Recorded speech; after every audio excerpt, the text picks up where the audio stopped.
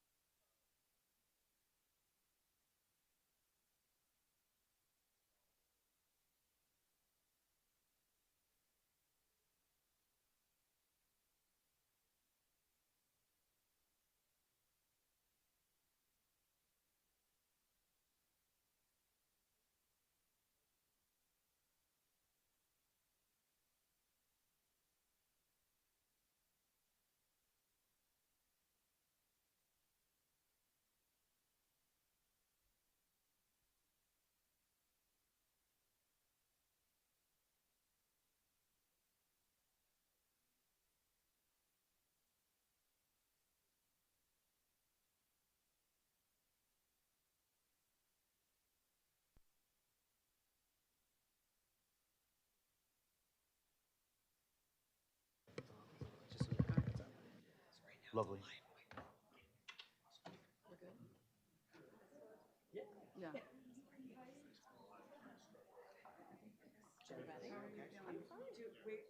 No, you are on.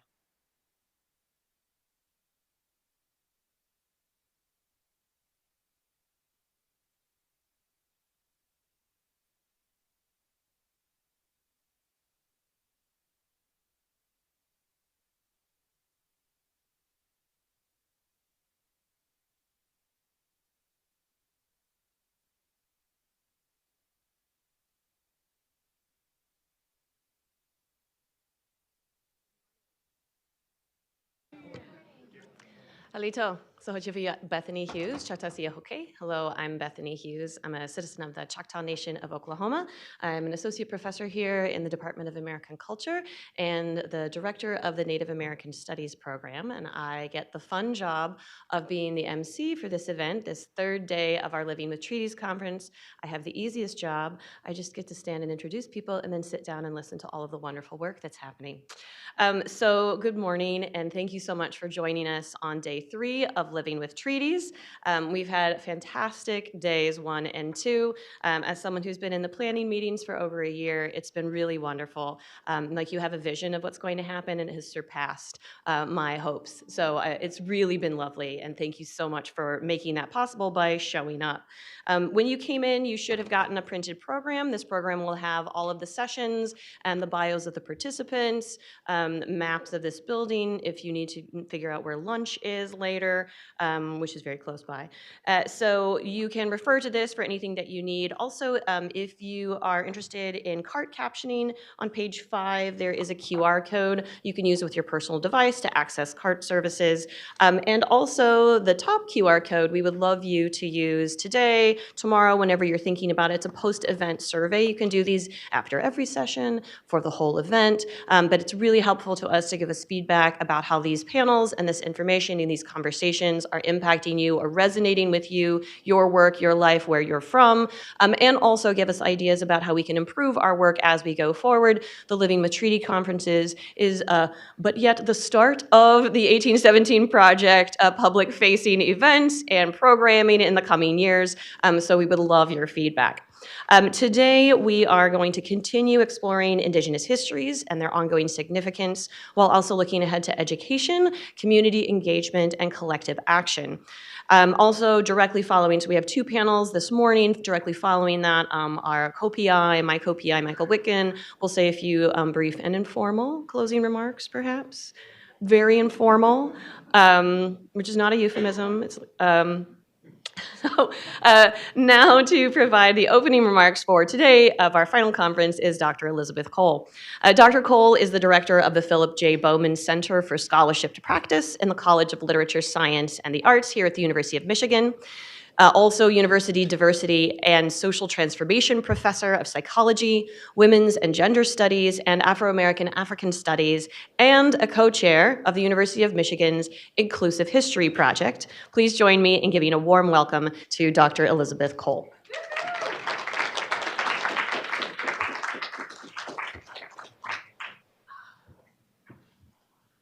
Okay. Thank you so much, Bethany.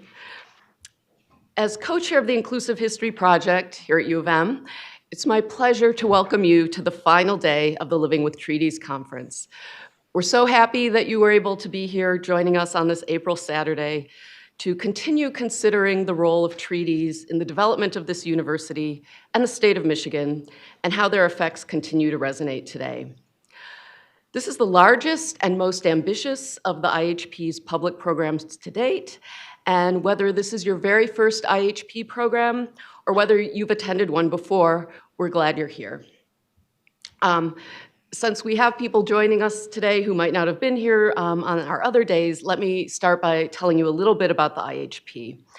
The IHP is a university-wide, multi-year presidential initiative to honestly and critically re-examine the university's full past, stretching across the university's 3 campuses at Flint, Dearborn, and Ann Arbor, and Michigan Medicine. We're working to examine received histories, recontextualize the existing narratives, and center the previously ignored stories and to bring more of the university's history forward. We think of the IHP as having three central imperatives: to research, to engage, and to repair. And we launched activities to pursue these goals 3 years ago. We now have 12 major research projects on the university's past underway, and we have more than 80 people on the research teams for these projects, and they include faculty, staff, and students, as well as community partners from all three campuses. Together, we're working across disciplines, colleges and schools, and these campuses to study and share more than 200 years of the university's history. As we pursue this historical research, we work to engage people both across our campuses and beyond them, to learn about and to learn from the university's history, including through programs like this. We're undertaking these research and engagement efforts to more deeply understand the continuing impact of the university's history on our present, so that our work will lead to recommendations for actions to change U of M's future. Now, this conference in particular is part of one of our foundational research projects called the 1817 Project: Land, Culture, Memory, and Repair. And this project originated in calls to critically examine the early history of the university and the institutional narratives surrounding the land transfer, or the land that the university received from the Anishinaabe communities through the 1817 Treaty of Fort Meigs, also known as the Treaty of the Maumee Rapids. The 1817 project bridges the past, present, and the future by exploring U of M's connections to Indigenous land, settler colonialism, and policies of dispossession, as well as contemporary issues of Native American student experience, campus inclusivity, and student activism. If you've been able to join us for the last 3 days, or the last 2 days of the conference, you can see how these themes resonated through our discussions so far. And I want to touch on just a few of them this morning to kind of get us all up to date. You know how they do the recaps at the beginning of a show? So we heard original research conducted by the IHP's 1817 project team, showing how the land that was transferred by the Fort Meigs Treaty was sold by the university to settle their debts, and that money sustained them through a financially precarious time. And we're not only talking about land in southeastern Michigan. The IHP research showed how the university chose plots 100 miles away near what's now Kalamazoo, based on the fertility of that land, because they knew it would be attractive to buyers. And that fertility was made possible through the native care of the land in the past. So even if our university was not literally built on ceded land, it was built through ceded land. And I think that's just sort of a key insight that we've been talking about.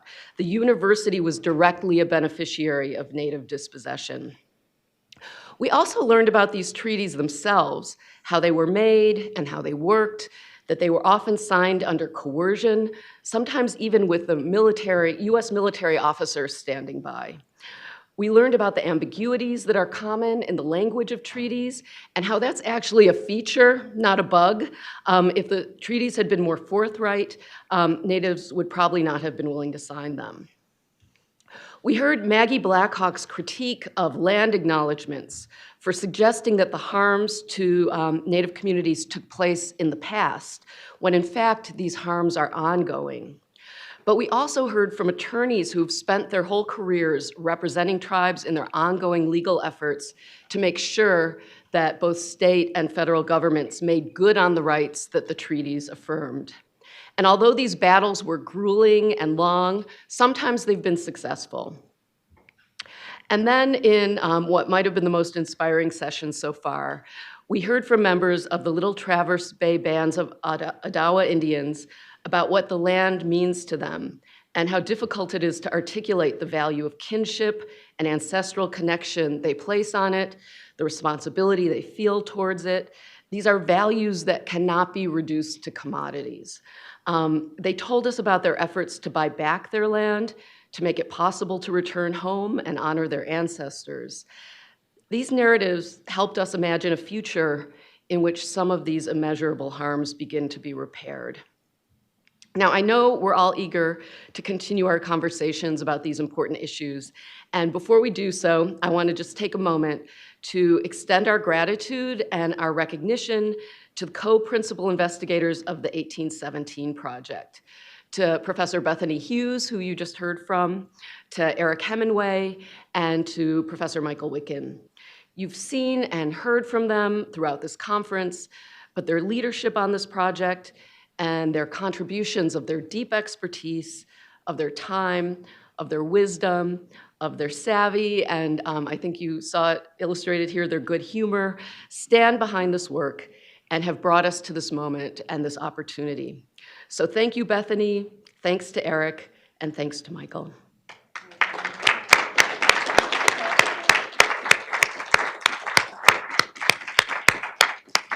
And now I am happy to turn the podium over to Michael Wicken, who will moderate this morning's first panel. Thanks, Michael.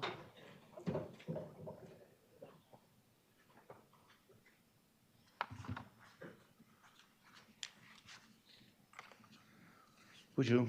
I'm Michael Wicken. I'm a citizen of the Red Cliff Band of Lake Superior, Ojibwe. I'm a professor at Columbia University. Before that, I was a professor here in History Department and Native American Studies for about 18 years.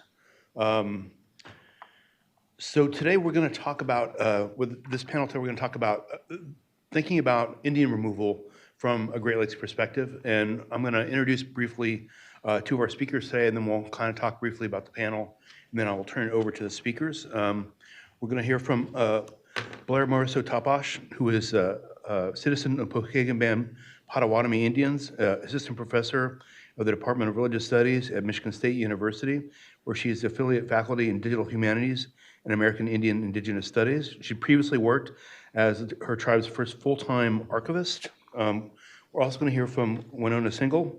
Winona is an associate professor of law at Michigan State University College of Law and director of the Indigenous Law and Policy Center. She teaches federal Indian law, property, and other courses related to natural resources and environmental sciences and indigenous rights and human rights. The panel that we're going to do today is, like I said, looking at Great Lakes from or Indian removal from a Great Lakes perspective. I think especially if you have a kid who's gone through any kind of standard public education system where you get kind of the American Indian History Survey and you get the meta-narrative of American history in your elementary school, your junior high school, your high school, one standard piece that you'll get is an Indian removal piece, which is going to usually be a Trail of Tears. It's a way in which you can kind of have an early American history where Indians matter at the kind of discovery period. Indians matter again in the 7 Years' War. Indians matter at the Revolution. Then Indians kind of exit center stage till Indian removal. They're brought back in for that tragic last act with the Trail of Tears, and then we can leave them out of the picture of a sort of meta-narrative of American history until the Great Plains. That is not actually too accurate, and one of the things we wanted to address are the people in the Great Lakes, many of whom fought to stay in their homelands, including the Burt Lake Band of Odawa and Ojibwe Indians, the Pokagon Band of Potawatomi Indians, who fought to stay in their homelands, fought to maintain their community, their sovereignty, and they fought through this early period of removal, but also into the present day. Another important aspect of the panel is we want to link that. I think the other kind of big critique I would have of the way Indigenous history gets taught or incorporated into the sort of standard history education curriculums is this thing that happens in the past as opposed to a thing that's still happening in the future. But we want to talk about these experiences, how different Indigenous peoples in Michigan managed to stay in their homelands, avoid removal. This was in part a strategy that they employed, finding ways to create a right to stay in their homelands, organize their community, preserve their community. Also occurred because there became a time period in Michigan history when the citizen settlers of Michigan realized they could make a lot of money by having Indigenous people in their homelands or in their home state because of the annuity payments. That is sort of annual payments in cash and trade goods that were supposed to be dispensed for land cession treaties, usually for periods like 20 years or so. This became a way for traders and merchants to claim that land or claim those monies as debt from past trading. It became a way for them to sell the provisions that were going to the tribes to the federal government. So it became a way of making money. So you had Indigenous people fighting to stay in their homeland. You had settlers who found a certain value to having Native people there as opposed to pushing them out and removal. And we want to kind of explore those histories today, thinking specifically about Pokagon Band, Potawatomi, and Burt Lake Band. So with that, should we have everybody come up and have a seat, or take the podium and then take a seat? Okay. We'll start out with Winona. You want to come up first? And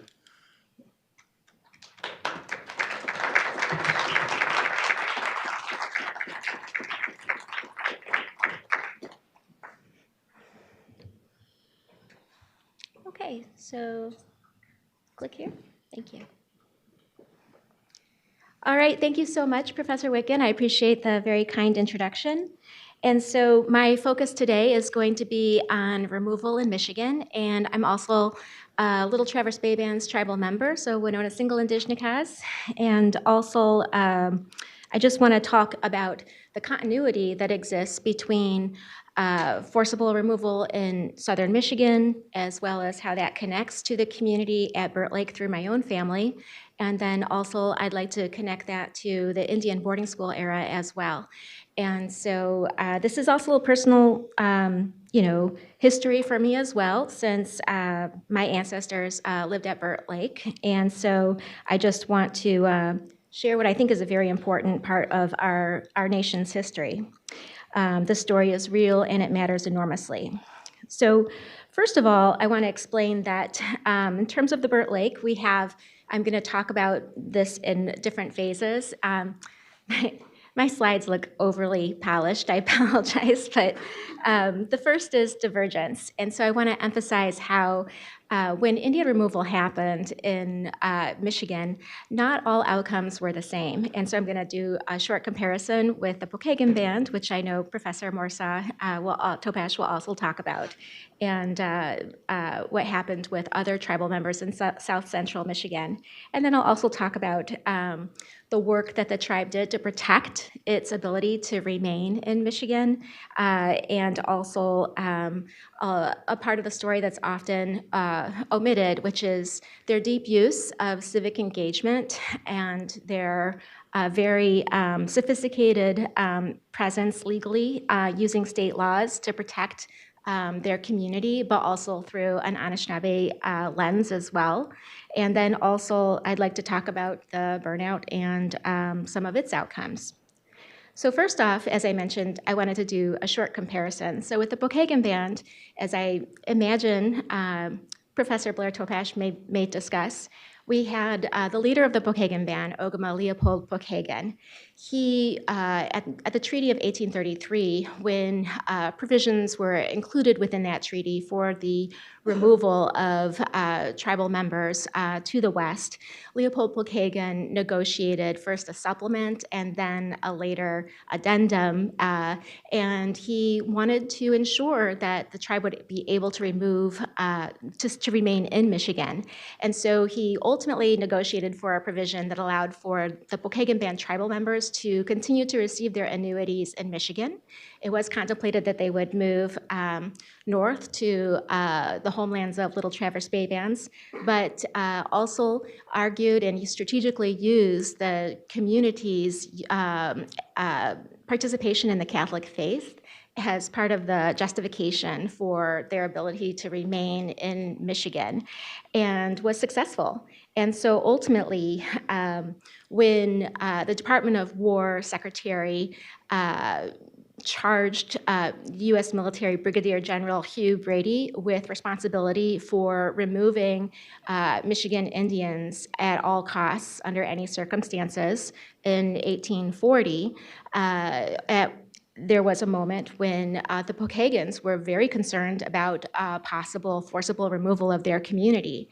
And so they responded by Leopold Pokagon spoke with then Michigan Associate Justice Epaphroditus Ransom and said, look, we have these additional supplements and addenda that we negotiated to the Treaty of 1833. We are not to be removed. We agreed to continue receiving our annuities here in Michigan. And so Epaphroditus Ransom, the justice, met with Brigadier General Hugh Brady, and Hugh Brady agreed not to submit them to forcible removal. So the Pokagon Band to this day remains in southwest Michigan and shows us that removal was not absolute. It was contingent, and it was not inevitable. And then in contrast to that is the story of Michigan tribal members in South Central Michigan who also experienced the threat of forcible removal by that same order to Brigadier General Hugh Brady in 1840.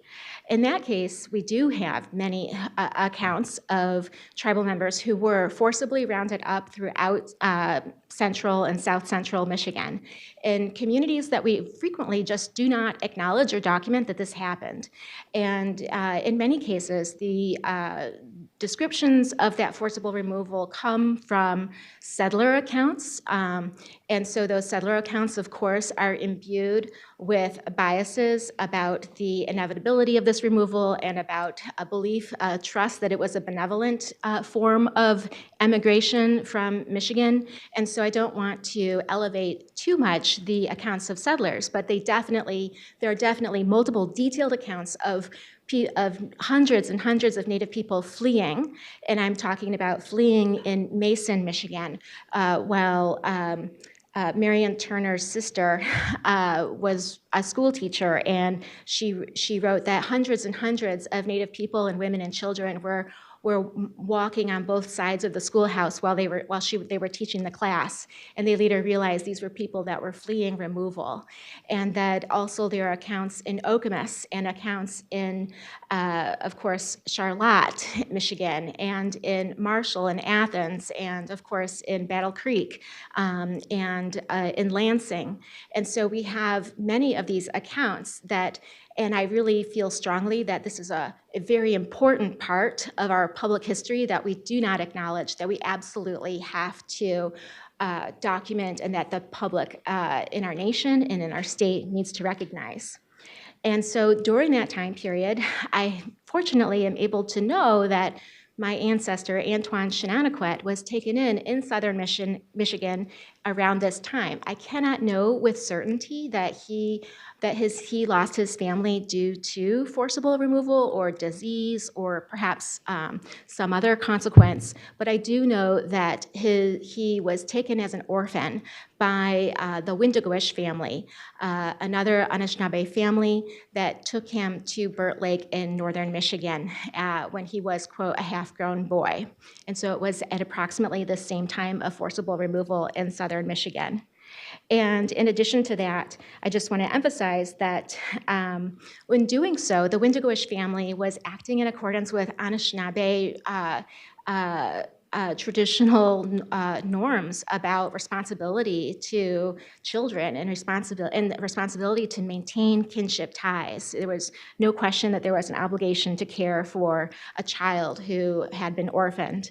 And so my third great grandfather, Antoine, was taken to Burt Lake and ultimately became lived a very long life at the community and had many, many descendants, one of whom is me. And so I just want to show that also a lot of this happened in the immediate aftermath of the 1838 Potawatomi Trail of Death, which also affected Michigan tribal members, but which specifically did begin in Indiana. And people knew that there were tremendous loss of life. Approximately 5% of all Anishinaabe on the Trail of Death died during that forced march. And in addition to that, many more died after they arrived from a variety of causes. And so in addition to that, I want to emphasize that my ancestor Antoine's name, Shenaniquet, is documented and misspelled in lots of different ways by U.S. Census takers. But I also think it is striking that his name Shenaniquet comes from Jawanong, and Jawanong means from the south. And in Anishinaabemowin, our language encodes legal obligations and kinship structures and relationships to the land. And so in a way, for the rest of his life, he was known as someone who came from the south.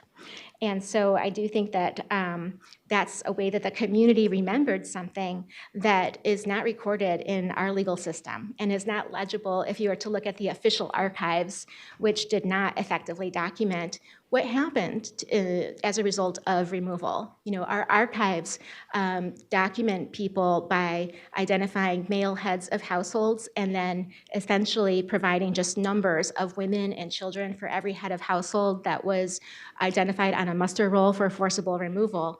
So completely negating any recognition of the kinship relationships and the important identities of those women and children, and also completely negating not just the individual units of heads of household, but the interrelationship of kinship and the clans that everyone was a member of. None of that is recalled or documented. And of course, there were important destructive impacts to all of that as a result of forcible removal in Michigan. And so I also want to emphasize that when the Burt Lake community, after Burt Lake community had existed there for many, many years. And so it's well documented that they impacted the land and resources in significant ways.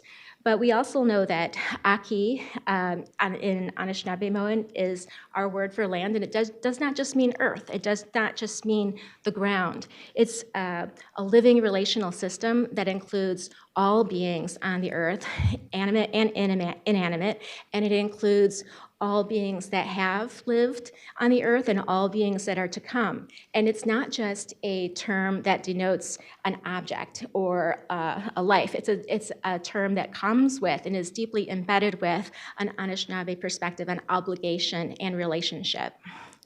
And in addition to that, I point to Kikik Stark, who also writes about Nakondazwag. And I apologize if I have not pronounced that correctly, but it defines trust as an action by which someone reflects upon reciprocally in fulfilling their duties, obligations, and responsibilities to each other. And I think that that's really striking because what the community at Burt Lake did is they acquired title to their land at Burt Lake from the General Land Office. And so they did not obtain allotments through the Treaty of 1855. They purchased fee simple title, but they arranged for that to be conveyed directly to the governor of Michigan. And so they may have been using an Anishinaabe perspective on trust and reciprocal obligations and protection in doing so. And so they conveyed their land, had it conveyed to the governor in trust for their benefit, and they weren't the only ones to do so. The Nottawasapi Huron Band of Potawatomi, they had done the exact same thing as well. And the Nottawasapi Huron Band's lands, once conveyed to the governor of Michigan, were deemed to be exempt from property taxes because they were essentially publicly held. And where there's a major difference in treatment with the Burt Lake Band, where those lands were ultimately, in later years, deemed to be subject to property taxes, and that led, of course, to the tax foreclosure sale of those tribal members' property, and ultimately the burning of the village. And I just want to document, too, that as Burt Lake was living in the community, it was well recognized that tribal member tenure to land was very unstable in Michigan and was often challenged by non-native settlers. And so where tribal members used the Homestead Act in communities in Emmett County and in Charlevoix County, et cetera, to develop their homesteads under the Homestead Act, Margaret Boyd, tribal member from Little Traverse and a leader in the community, she wrote letters and then went and met with the president of the United States to say, look, we have tribal members who refuse to cut down their sugar bush because it's so important. And then when they refuse to cut down their sugar bush, the local community says, you have not fulfilled the Homestead Act's requirement of cultivation, and you are therefore not entitled to ownership of your property. And so and in addition to that, tribal members at that time were not deemed competent to be witnesses in Michigan courts. And so they weren't even able to testify in the courts, as documented by Margaret Boyd. And yet, the maple sugar was incredibly important, and these are my ancestors and community members at Burt Lake. In 1860, this is from the agricultural record of Burt Lake. This amount of maple sugar is nowhere near the quantities that non-native settlers in the area had. It was so important to them culturally and economically as well. And so I just want to emphasize also that The community at Burt Lake has often been portrayed after what's called the Burt Lake burnout, when their village was burned, as being lazy and uninformed and as being unsophisticated and unable to understand their obligations to pay taxes. Even in an article published in the Michigan History magazine by a fifth-generation Burt Lake descendant, Matthew Friday, he also says, hey, the Burt Lake burnout may have been immoral, but it was legal. But he describes the failure to pay property taxes as based on tribal ignorance and misunderstanding. Nothing could be further from the truth. The tribal community was deeply engaged and sophisticated, and they also participated in the civic life of the community under state law. And so my Antoine Shenaniquet was a township supervisor of Burt Township. Tribal members petitioned to build a bridge. Moses Hamlin was the highway commissioner. And in one account by a non-native settler, there was a statement that, oh my goodness, I went to vote and the whole election board was Indian. And then Paul Nanguesca was elected constable of Burt Township. So lots of civic engagement by the community, very sophisticated. And so this is a picture of my ancestors. Antoine is the second from the left, and my third great grandmother, Sophie Shenaniquet, is the elderly woman in the center. And this is them at Burt Lake. And so also what's not documented in a lot of public documents of this, but what is evident from the archives, the National Archives records of the actual litigation that occurred regarding the tax foreclosure claim, is that the tribal members actually collected tax money when they were told by the local county non-native settler that now you do owe property taxes on this land that the governor's holding in trust for you. And so Joseph Webwitham, who actually, Webwitham is another name for Windigowish, the same family that adopted my third great grandfather. He was township appraiser, and he went through the community and collected tax money and presented it to the non-native settler county treasurer, Maltby, who refused to accept the money. This is the statement of the U.S. Attorney for the Western District of Michigan in litigation. And they were told, no, your lands are not taxable. We refuse to accept your money. Well, then, of course, ultimately, John McGinn is someone who actually ran to be the tax assessor for Sheboygan County, and he's the lumber speculator that ultimately pushed to obtain title to the land through the tax foreclosure. And so ultimately, the tribal members did not pay taxes, and subsequently their lands were sold at a tax foreclosure sale. Lumber speculator John McGinn purchased those lands, and he also was accompanied by the sheriff of Sheboygan County, Fred Ming, and several others who poured kerosene on all of the homes in the village and burned them all down. And then prior to that, when the initial lawsuit was brought in the local Sheboygan court by my ancestor, by John McGinn, the community, 23 members of the community signed a legal answer in Sheboygan court. They were not ignorant of the law or sitting on their rights without taking any action. And in fact, of those 23 people who signed a response to John McGinn's petition, 7 of them I know are of relations of mine. And so they were standing in court together to defend their property rights. And ultimately, the Sheboygan County Court concluded that the land was subject to tax foreclosure and was rightfully conveyed to John McGinn. And so this is then, of course, when the burnout occurred. There's a reference to the fact that in one of the newspapers, some of the squaws are over 80 years of age. That was a reference to my third great grandmother, Sophia Shenaniquet. And then we know that there are many instances when the law was honored for some, but not in other cases. And so it was dependent upon negotiation and strategy, and also was very vulnerable to coordinated attacks on continued Indigenous presence in Michigan. And so one of my arguments is also that federal Indian law accumulates the effect on Native families, from forcible removal to their attempt to survive and thrive at Burt Lake, to their experience of having their entire village burned down in 1900. That's an accumulation of harm that transfers from generation to generation.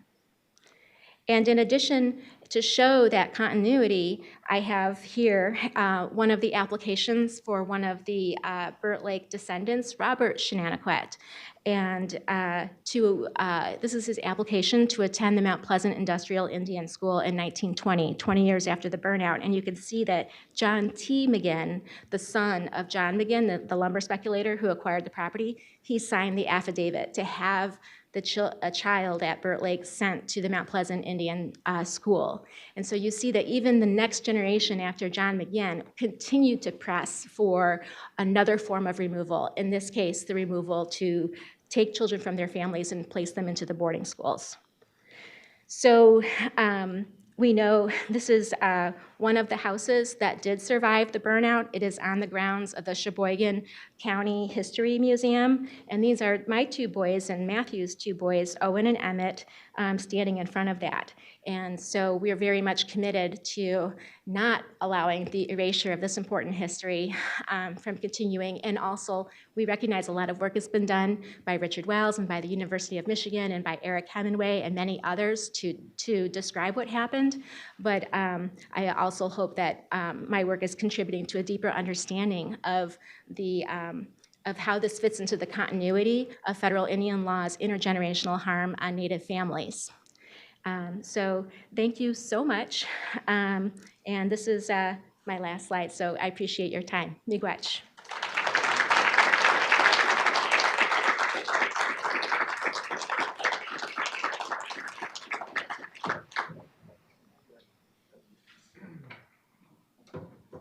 Thank you, Winona. Now we'll hear from Blair Mosso. Tabash.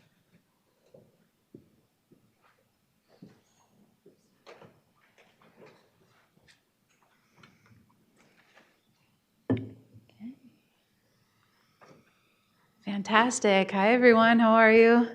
Good to see you here on an early Saturday morning. Bojo Jayak, Blair Morsel, Indigenous, Minem Ko, Kwe, Indinishnabe Noswin, Ko Indinodem, Pokegananiak, Indibendagwis. I am introducing myself in Bodewad Mimwen, which is similar to Anishinaabe, but better. No, I'm just kidding. And in that introduction, that was just my name. Just kidding. At this point, that's like a dad joke. We introduce ourselves and our clans and where we're enrolled, and we say, that was just my name. But no, my name is Blair Morsaw. I am a citizen of Pokagon, Potawatomi, and I'm really grateful to Winona for sharing some of the history of my community, because I'm actually not going to talk much about the history. I'm going to talk about futurisms and futurity. They just invited me here to talk about science fiction stuff, so I'm happy to do so. And as was mentioned, I am here from Michigan State University. Go green. Okay. You're supposed to say go white. Well, all right. And I'm housed in religious studies, but I also teach in American Indian and Indigenous studies. I'm also a affiliate faculty in digital humanities, which if there's time or interest, I'm happy to talk about some recent projects because I've recently made the shift from traditional publishing after my first book on mapping Anishinaabe futurity to focusing on community-based digital humanities efforts, one of which is an app that makes the constellations of Potawatomi communities more accessible. So what you might see as Orion, we will see as Nanique Bowls, and so on. So anyway, I'll get started here. And as I mentioned, my scholarship is in Indigenous futurisms. I'm trained as a cultural anthropologist, so I'm steeped in a field that has, for a very long time, treated Indigenous peoples as anachronisms or outside of the present time. And for a long time, we've been pushing back to say that we are not inauthentic, our cultures are not savage when we participate in contemporary culture or technology or ways of being, and pushing the envelope a little bit further to say, in fact, we have a very valid place in the future. And so the key argument I make in most of my scholarship is that while it's really fun to watch science fiction, especially Indigenous made science fiction in film, literature, artwork, video games, we need that as one arm of Indigenous futurism, and then the political advocacy as the other, because both of these things imagine alternative futures from, the bullshit we have to deal with today, right? So my role in this conversation is a little bit different from that of a historian or a legal scholar. I want to think about this panel in terms of how Indian removal looks from a Great Lakes perspective, when we focus not only on policy and law, but also lived experience, community continuity, and Indigenous futures. So often when we think about treaties, and I'm sure this is something that has been brought up in the previous 2 days of this conference, is that they are agreements that are anchored in an acknowledgement of sovereignty. So what does sovereignty mean to Indigenous peoples today in terms of food sovereignty, bodily sovereignty, language sovereignty? Oh, I was told not to touch the computer and I accidentally did. I'm sorry. Just use this. Okay. I think also it was interesting, Winona, you mentioned the Potawatomi Trail of Death occurring, 8 years after the formal Indian Removal Act of 1830. And what you're seeing here with this unfinished sketch is a gathering of Potawatomi peoples in northern Indiana in 1837. So just prior to this, I imagine some of these people pictured here, while we don't have their names, are probably ancestors of some of the folks who are now in Kansas or Oklahoma. And it was a sketch made by George Winter, who basically hung out with a bunch of Native folks in 1837 in northern Indiana, painted a bunch of works that now exist in, I think, the Tippecanoe Historical Society. But the Pokagon Band has one of his works, which is this unfinished sketch. So when many people hear Indian removal, they picture a single model, a state policy or forced transportation from east to west. That history matters, of course, but from a Great Lakes perspective, removal often worked through a broader set of pressures and strategies, both what we would see as formal in the historical record and informal. For example, the Pokagon Band is often known as well as presents themselves as, the unremoved Potawatomi of this region, or at least one of the unremoved. But of course, that is because of some of the savvy property purchasing moves of Leopold Pokagon and others, because we were removed. We were forced to go north up by some Odawa folks near Traverse City, I believe. They had just ceded their land, so we were shit out of luck. So we went back south, and some leaders had used annuity payments to purchase private property, because the United States loves private property. And that was, if they weren't going to respect Indigenous sovereignty, they might respect private property. And so that was part and parcel, that was not a pun intended, but I'll appreciate that one. to how we are still able to be here today. For those of you familiar with Pokagon history, you know that that was a very oversimplified telling, but the point still stands.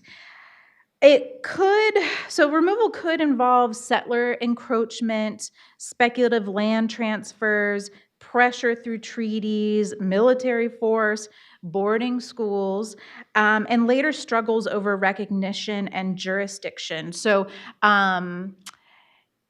we are 200 years, a little over 200 years after the focus of this Living with Treaties conference, and we are still in the processes of a tribe of buying back our own land, right? And it's not a simple process. Of course, we're one of the few federally recognized tribes that has a casinos that are profitable, despite the stereotype and association of casinos with Indigenous peoples.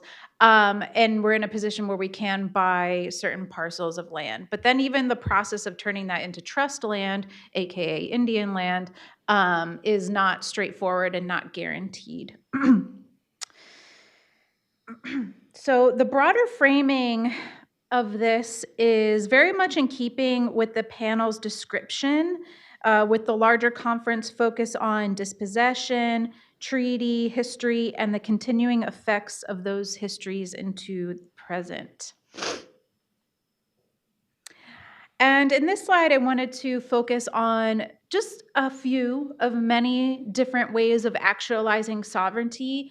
In the first picture, you see Kaya Deerenwater, who is a citizen of the Citizen Band of Oklahoma, a citizen band of Potawatomi of Oklahoma, I'm sorry, engaging in what he does, which is food sovereignty work, urban community gardening, education about our traditional foods, which of course is tied with land back movements, health. Often when we think about land being returned to tribes or to their original stewards, we call it repatriation. But we don't think about the ancestral seeds, the sort of near extinct relatives of our traditional foods wasting away in botany drawers in places like the University of Michigan that would be, if returned, rematriated rather than patriated, right? Because these are typically women's roles. And then also, of course, place-based relationships, whether that is playing games, communing with one another, and then I'm a big proponent of anything that involves language revitalization. So you see another teacher here giving a lesson probably at the Potawatomi gathering. And so when I addressed you all, I said Jayak, but I also said Nduimaganaduk, which most people translate to relative in English, but if you break it down, really means you who sounds like me. Because one important way of relating to each other is not just what tribe you're enrolled in, who your family is, who your clan is, but also because language shapes the way that you think and relate to the world. If you speak Potawatomi, then that in one way makes you my relative, or Anishinaabe, right?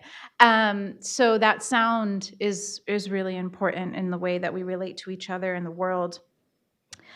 I want to emphasize that removal should not be narrated as if it succeeded in making Indigenous peoples disappear. The comparison in this session is powerful because it highlights the Pokagon Band of Potawatomi and the Burt Lake Band of Odawa and Ojibwe experienced removal and federal recognition differently. And those differences shaped distinct historical paths, but distinct paths are not evidence of absence. They are evidence of survival under unequal and shifting circumstances. So one thing a Great Lakes perspective helps us see is that Michigan was never simply a post-Indian space. Indigenous communities remained, adapted, resisted, organized, remembered, and continued to assert sovereignty. Presence itself is a part of the story.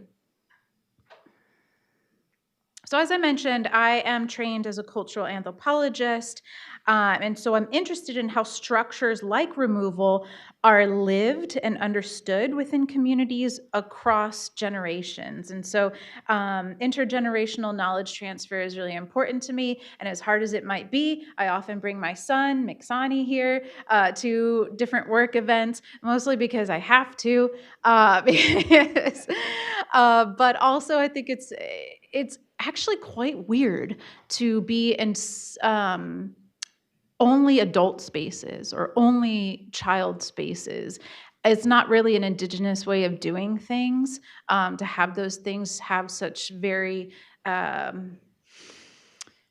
what's the word? I don't know, just distinct spaces between the two. Winona mentioned the word aki, meaning earth, or clay, or homelands, depending on how you use it or conjugate it. And it's also a particle of the word kenamagawen, ka, in Potawatomi instead of aki. So kenamagawen means teaching or learning. And it refers to, if you break it down literally, the earth demonstrates or shows us in the present. And so some people get really romantic about it, and they're like, this is because we learn from the earth and it's our original teacher. And I don't think that's not true, but also because traditionally when lessons were being mapped out and diagrammed, our elders would show it on the dirt and trace it on the dirt. So I think both are true. But this points to the intergenerational knowledge sharing that occurs between elders and younger folks. So back to cultural anthropology and Indigenous futurisms. I'm interested in questions like, how are these histories remembered? How are they taught in families and communities? How do people maintain relationships to place even under conditions of dispossession? And how do sovereignty and recognition get experienced, not only in courts and archives, but in everyday life of the people who are still here? Anthropology can help us attend to the social and cultural dimensions of what removal does, and also what communities do in response. It lets us see not only state policy, but Indigenous persistence. And that latter is one of my favorite ways of engaging with the world. Of course, I do what I can to become as familiar with the Potawatomi language as possible, with my own history, not just for myself, but for my son, and hopefully if he decides to have children, then his children. But I find a lot of creative energy in what other Indigenous peoples produce about ways of seeing the future, because I would argue that in order to enact or actualize a future better than the one that we're living in, we have to first imagine it. So this can happen through creative media, often seen as very lowbrow or things that are escapist, not relevant to what we should really be engaging with. I couldn't argue more, or I couldn't disagree more. I think these are really powerful sites of engagement, whether it's in the left, upper left here, we have Desba Rose, who is Navajo or Diné, and she is, I'm sure she does other things, but she's famous on social media as a cosplayer, in a very simple way, indigenizing maybe pop cultural references, what you might recognize here from the Star Wars franchise, but of course, she has her own traditional Navajo moccasins. You can't see it, but she also has her hair in a traditional Navajo bun. The upper right is a role-playing game similar to the mechanics of Dungeons and Dragons, but it's set in a fantastical future where the colonization of the Americas never occurred. So it opens players' minds to different ways of engaging with not even decolonized, a not colonized world and what that could look like. And then finally, and this is not an exhaustive display of Indigenous futurist work, but at the bottom is work by Jemez Pueblo and Korean artist Deborah Yepa Papan, where she is mirroring an Edward Curtis style representation of Native peoples as stoic, unsmiling, still, in the past, of course, living in the plains, but that's not my traditional culture or hers. But then disrupting that narrative through a Vulcan salute or hello. We've got the Enterprise in the background and other Star Trek insignia in this piece. And she has a whole series of work similar to this where she also uses Doctor Who and Hello Kitty and other things like that. So bringing Indigenous futurisms in, I don't want it to seem like a narrow genre. There are many different ways of engaging with it. And if you have questions about that, be careful because I will talk for a long time. So here I'm using Indigenous futurisms more as a method or lens. It asks, what futures were settler policies trying to foreclose? And I think it's important, if you take nothing away from what I say today, except one thing, let it be this. What we've normalized as Indian policy or ways of being an American, a US citizen, and what we expect out of this life, know that that was designed as a settler futurity. So what we're planning, what we're baking into policy is meant to affect a future. And so this is not Indigenous futurisms intervening into an imagined day, but directly confronting what we have normalized as acceptable in this country. And so what futures have Indigenous communities imagined? What have they protected and what have they built anyway, despite the circumstances? These matter because removal is not only about the past, it is also about whether a people will be allowed to remain politically, territorially, and imaginatively present. Indigenous futurisms helps us to see that the struggle is not only over what happened, but over what kinds of Indigenous life remain possible and on whose terms. And in that sense, sovereignty is never just about formal recognition, although it's very important. It is also about the capacity to sustain relations to land, to ancestors, to descendants, and to collective futures.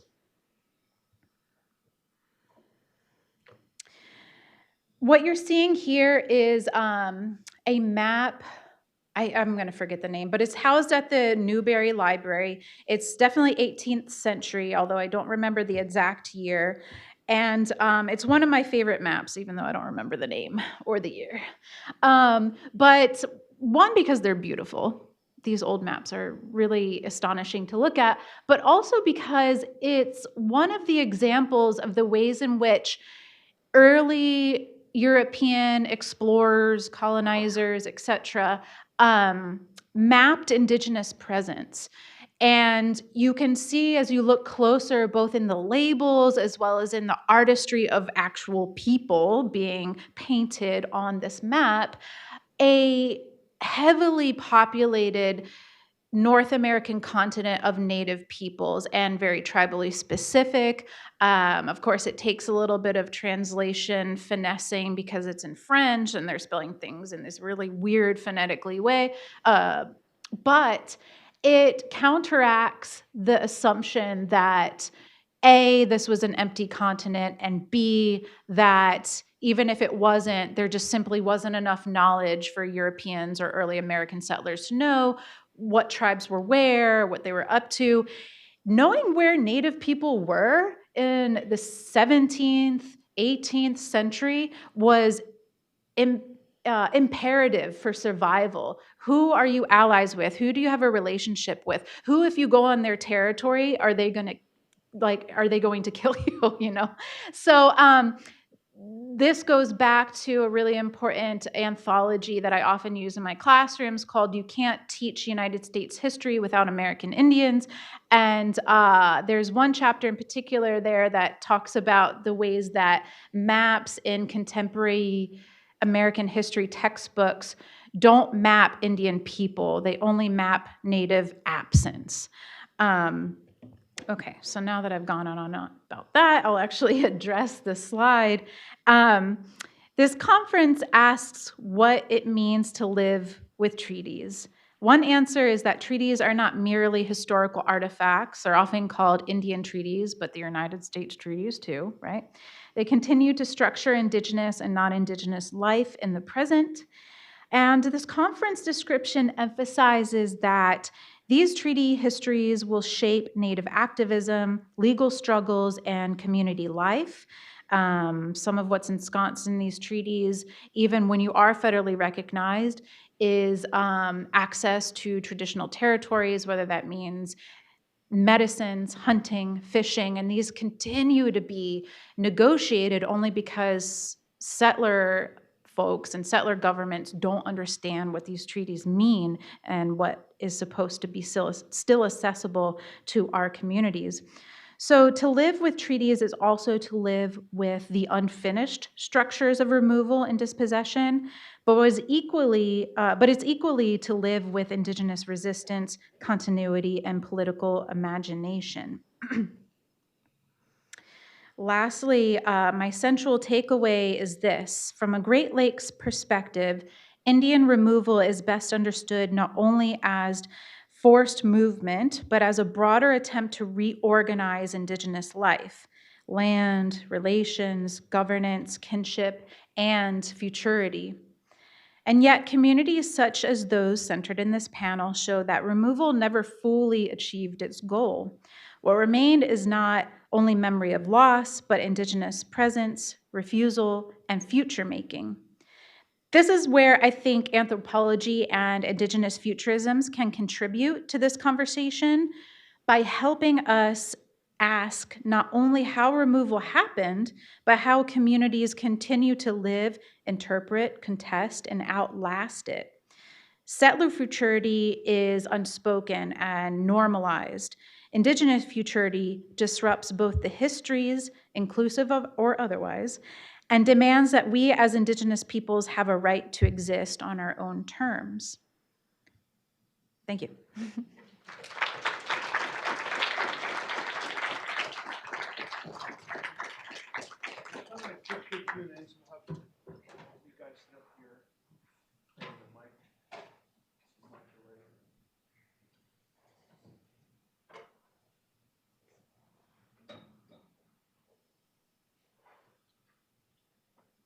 So anybody have questions?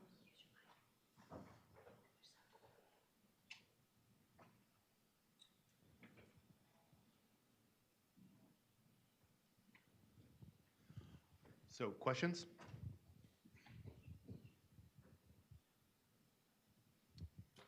Amy. What advice do you have for peoples who are living without treaties or recognition? We actually need a microphone, Amy. I'm sorry. Otherwise, because nobody online can hear it. Oh. Can you? Thank you. Me, the troublemaker. Yes, thank you for your presentations. They were really wonderful. And my question is, what advice do you have for Indigenous peoples who are living without treaties or recognition? So I agree, that's a very important question. We have many people in Michigan who experience that. The Burt Lake Band, there are many members of the Burt Lake Band who are not enrolled in the Little Traverse Bay bands, which also identifies the Burt Lake Band as one of its historic bands. So, for example, I'm enrolled at Little Traverse, but they're still seeking federal recognition. And we also have the Grand River Band in Michigan, also still seeking federal recognition. And so throughout the United States, many tribes have been seeking federal recognition for a very long time, and it can cost millions of dollars to be able to assemble sufficient documentation to persuade the folks at the Department of Interior who review the criteria for federal recognition that that recognition is required and that the requirements are satisfied. And so that's a huge challenge because not having that federal recognition means that a tribe is not able to have its inherent sovereignty recognized by the United States. And so it does not have the forms of civil and criminal jurisdiction that are part of the exercise of that inherent sovereignty. And so that absolutely impairs the ability of the community to pass their own laws and to be able to apply those laws to their community to protect their community's health and welfare and cultural resources and natural resources. So that's a huge challenge. And so one thing, of course, is to support those tribes that are continuing to seek that recognition. And so, for example, the Grand River Band is still seeking federal recognition, and same with Burt Lake. And then in addition to that, I just want to acknowledge that as a result of removal in Michigan's history, we have many, many people, including in the Lansing area. We have a large community of Native Anishinaabe whose ancestors moved to Canada and whose ancestors then were not identified on the Durant roll. And as a result, when those individuals moved back to Michigan, which is where their families are from, they did not have the necessary documentation from the Durant roll to obtain and qualify for enrollment in the tribes that their ancestors are connected to. And so we've got a lot of folks in Michigan who are historic Michigan Anishinaabe who are not eligible for enrollment because of the effects of removal. And we even have people in Michigan, for example, who are whose ancestors, because they were in Canada, they still have not obtained payment for the Treaty of 1833 cession. They still have not obtained payment, and that payment has been legally recognized as due them, and the money just needs to be appropriated by Congress, and it has not done so. And that doesn't just affect folks who are Native in Canada, but I have people, in the Lansing area asking me, what can we do about this? And so that's a real challenge. And they have the burden of having experienced this history of forcible assimilation and removal, and those policies also of forced attendance at boarding schools didn't exempt them because of the fact that they're not enrolled in a tribe. So they experience all those burdens, but they're not able to experience any of the ability to exercise jurisdiction or to be part of a self-governing tribal community. So it's a real challenge.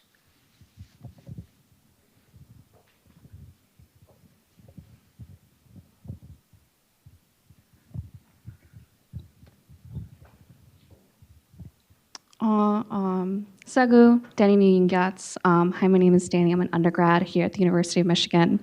I have a question for Blair, if I may. In the context of Indigenous futurisms and digital studies, do you have any thoughts about digital dispossession broadly, but more specifically within open world media? Or if not that, maybe how tribal archives, libraries, or museums might be using digital tools to engage with Indigenous futurisms? All right. Is it on? It's on. Okay. Yeah, so I will address the latter because I have more experience in that field. It will be tribe specific. So there are different cultural protocols that dictate how accessible some materials are and whether or not they can be digitized. And Mukadu, which is an Indigenous designed content management system made to be flexible depending on the individual Indigenous community's needs, is one great example of the ways that people are making their material culture, immaterial culture, more accessible to their communities, especially if you're in a rural community or an Indigenous community that has, like mine, 50% or more of their citizens living off reservation or off tribal lands. And so there is definitely a lot of promise for digital tools in order to meet the community priorities, whatever that might be. Repatriating materials from non-tribal institutions, using a digital platform in order to facilitate language revitalization, and we do that through perhaps online dictionaries, et cetera. Because most tribal citizens, at least in my community, do not have the time, bandwidth, or capacity to go into these non-native institutions and access these materials themselves. And so using these platforms in order to meet their needs and what they identify as, but then also not being too Pollyanna or overly optimistic about the use of these tools, especially when we think about generative AI and that sort of thing. But I hope that answers your question. Yeah.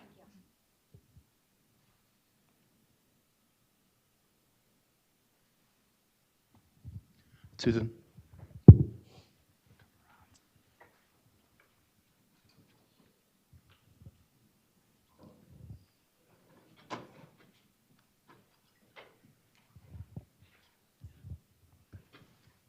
Thank you so much for both of your talks.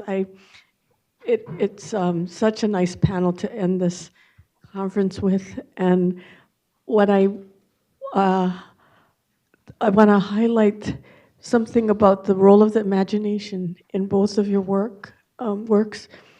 The historical imagination that it requires to dig up all of this history, Winona, all the work that you've been doing.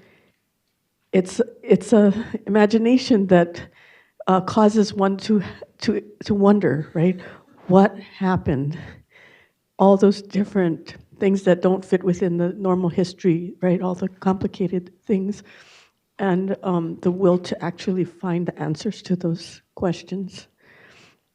And and in the case of Blair's work, I feel like this is also, right, kind of giving permission to imagine beyond the settler plans for Indigenous people, you know, and how much we could even say there's an imaginative sovereignty too. So I just, as a humanities person, I really value what you're doing because of it's not just embedded in the historical record. There's like the exploration of those questions that are historical are driven by the imagination and that futurity that we want to reach. Thank you so much. That. Thank you. If you have thoughts about that, please feel free to elaborate. A real quick one, just to your point, it's been fruitful to see the ways that even we consider it science fiction, as we should, very enveloped with the colonial project, right? This has been known for a long time that there's a braided history between anthropology, science fiction, and the assumed histories of what we could expect of, say, extraterrestrial visits or something, that somehow they would just be naturally violent the way that colonial nations have been violent. But there's no evidence to support that. In fact, it supports the opposite. But to end my thought, it's been nice to work with language speakers because often we treat language revitalization as this static material or even knowledge that lives in a vacuum and then we need to bring it in and it doesn't change. But obviously we need new words to describe new things in our environment, whether that's a TV, a car, a computer. And I was able to work with a fluent language speaker from my community who I said, I don't know if this is an appropriate question, but obviously I'm writing a lot about Indigenous science fiction and futurisms. It's a really important and emerging genre right now. But would there be a way to describe this genre in our own language? Like, what would be the word? And our typical word for stories, although there's a whole taxonomy of different stories, would be yajmonin, which just means stories. doings, it could be gossip too. And he gave me the neologism of Bakanajmonen, which means stories that make you think differently about stuff. So Bakan means like different or speculative. And so that is now our new word for science fiction in Potawatomi, which I think is super cool. Sorry. So, and then I just want to comment, because when you said that what we're doing is also inspired by this question, what happened? And I just want to say, that's been a question that's been a burning part of my core my entire life. From the moment when I was 4 and my younger sister was adopted by another family, and I missed my sister my entire life. I wanted to know what happened. And for my whole life, my mother, she was adopted, and she spent her first 5 years living in different foster care homes. And when her adoptive family would come to visit us, because they lived in another state, we would know weeks in advance. She'd start shaking for weeks before they'd even show up at our house. And I wanted to know what happened. And then when I learned that it wasn't just that she was adopted with one of her biological sisters by this family, but that there were 5 kids, and they were all taken, and they were all placed in foster care, and that 2 of them lived in foster care homes until they became adults. I wanted to know what happened. And then I learned from another family member that my mom's mom and dad, Laureen and Hank, they both went to Holy Childhood Indian School in Harbor Springs. Again, I wanted to know what happened. And it's crazy because we didn't grow up knowing any of this. My mom didn't know any of this. And interestingly, when I was in college, there was a class, this was decades and decades ago, but there was a class on Indian boarding schools offered by the Harvard Graduate School of Education, and their word in our Native community was, take this class. And I thought, Indian boarding schools, that's got nothing to do with me. What's that? And I didn't take the class. But and so we didn't know what that was at the time. And this was the sort of around like 1992. And so I think that we need not only, so it's a burning personal question, but I also know it's a burning question in all of our communities, that we're all entitled to know, to understand this. And it helps us understand why our families may have had profound struggles and pain, and have worked their whole lives to sort of live with that pain. And I want to like give them something to help them understand this is your history, and look at how amazing all of our ancestors are for having survived all of this. Let's understand what happened, and it's an obligation I feel to my community and my family, but it's also, when I read the archives, I love that, because it's like I really care so much about those past generations, and I feel an obligation to really tell their stories in a way that the official archive does not. And then, of course, hopefully we can create then something that'll benefit the future generations as well.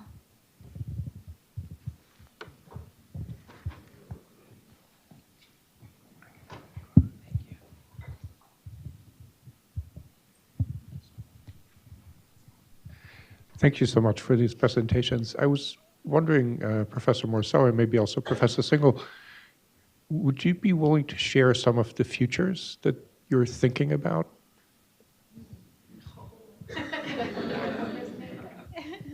So the really lighthearted, easy question right now. Well, yeah, that's what I love about this reading speculative fiction, because it gives you permission to think, right? And it offers you the space to say, if you could wave a magic wand and change any circumstance, what would that look like?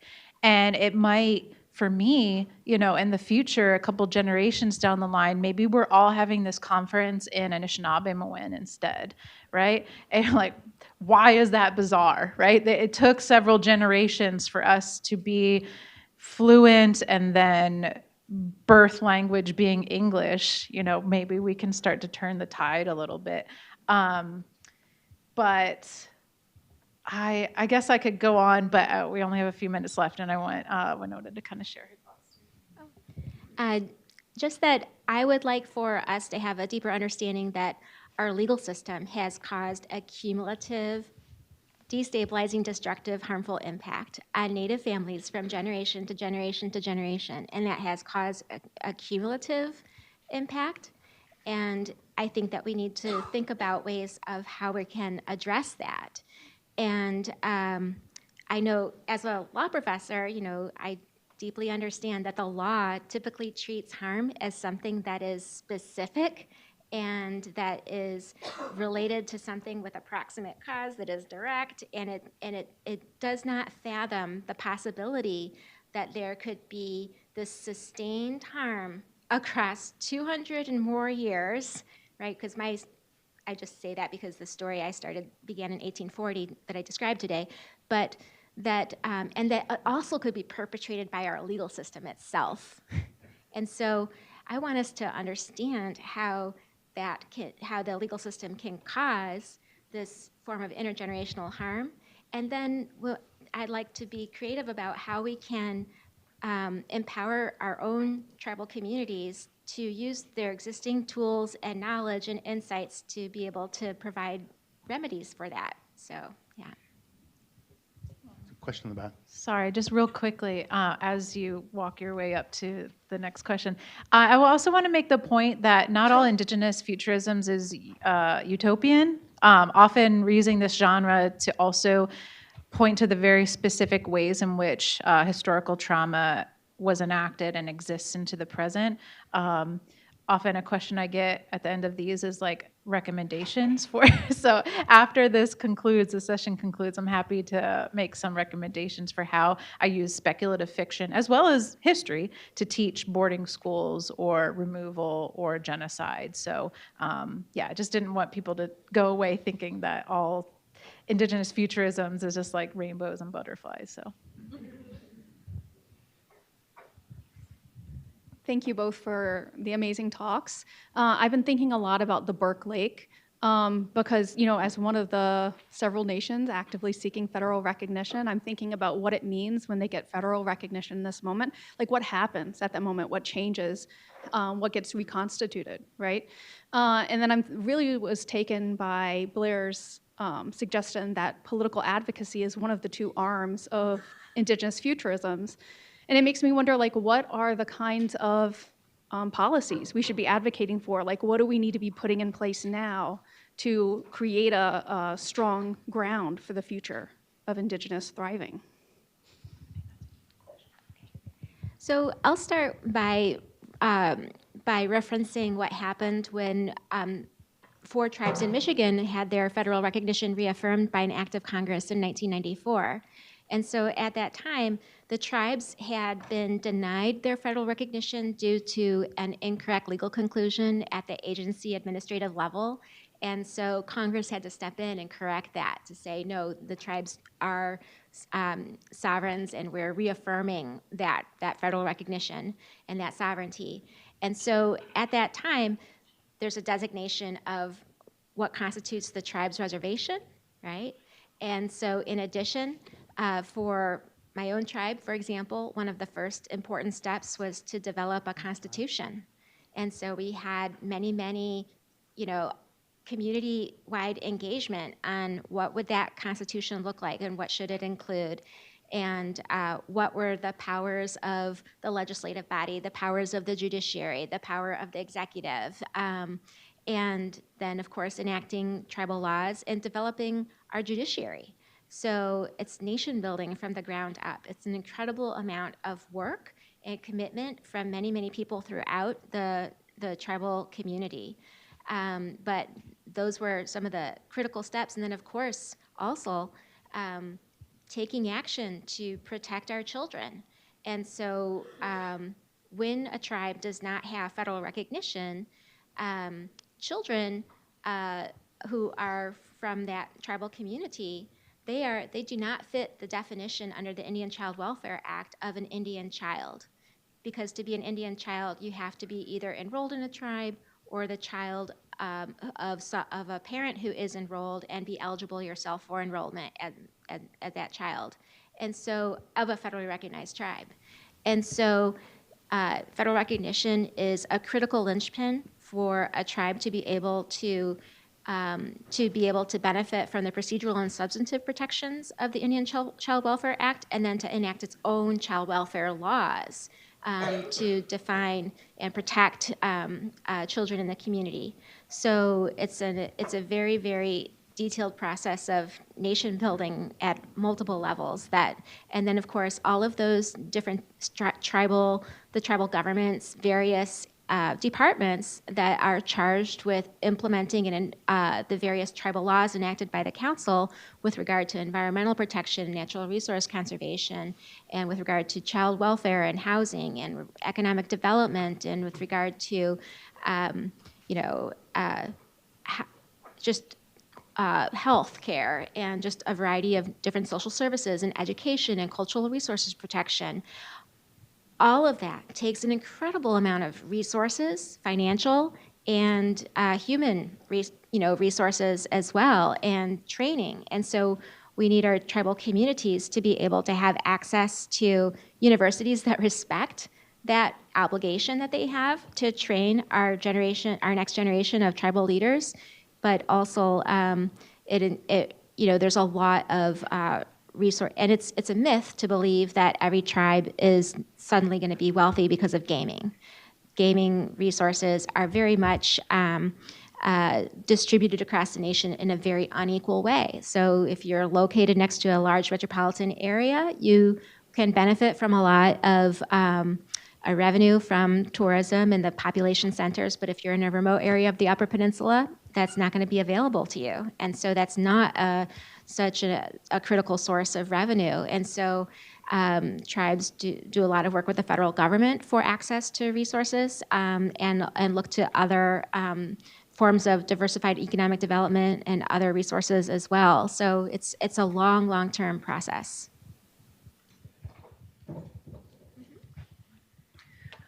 We are a little over time, so would you join me in thanking Blair Morsaw, Winona Single, and Mike Wittgen?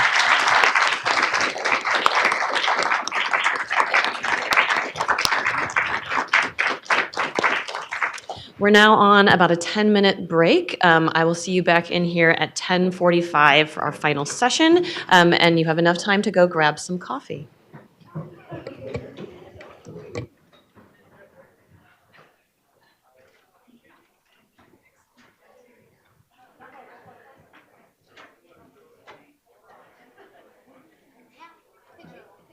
I love your selfie game. Can we help you out? Yeah.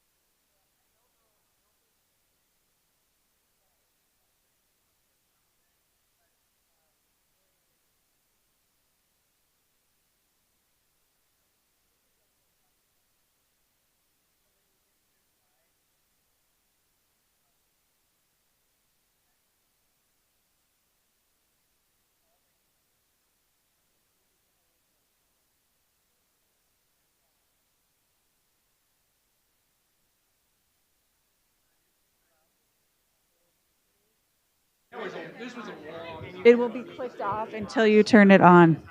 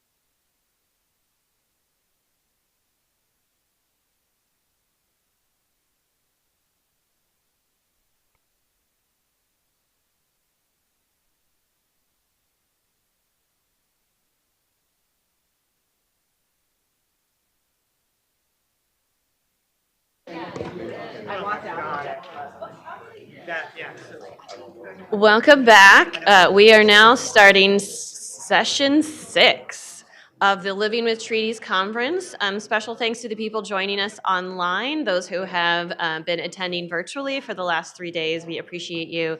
And we're so excited that we have been able to make this conference accessible to people who aren't physically able to join us in the room. So thank you so much.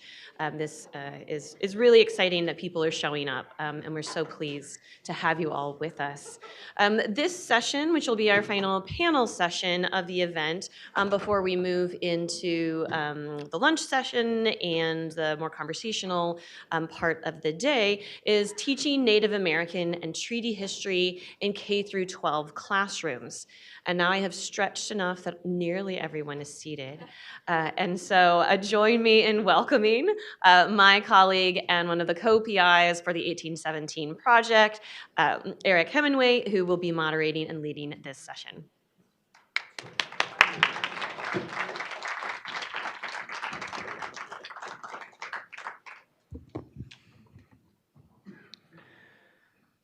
Well, thank you everybody for coming today and braving the parade crowds and everything else that is going on right now. So it's very appreciated that you're here.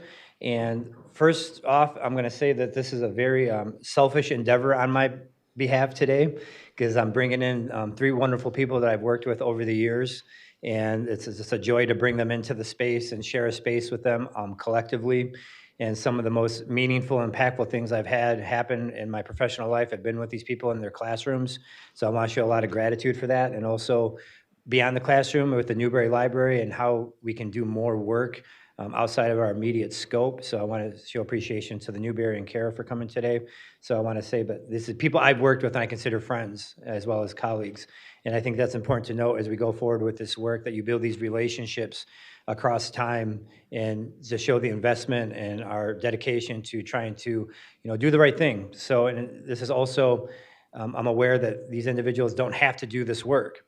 There's nothing in the standards or the protocol to say you have to teach this, which needs to change. We need real change across the spectrum about how Native history is taught, where is taught. So where we stand right now, a lot of this is based on the individual themselves saying, I want to do better. I want to make my students more aware. I want to make myself more aware, and having this humbling aspect, like, I don't know this stuff, Eric, and like, help me understand this and help me teach it. And that's a real humbling thing to say as a professional. But it's also very eye-opening that this is across the board.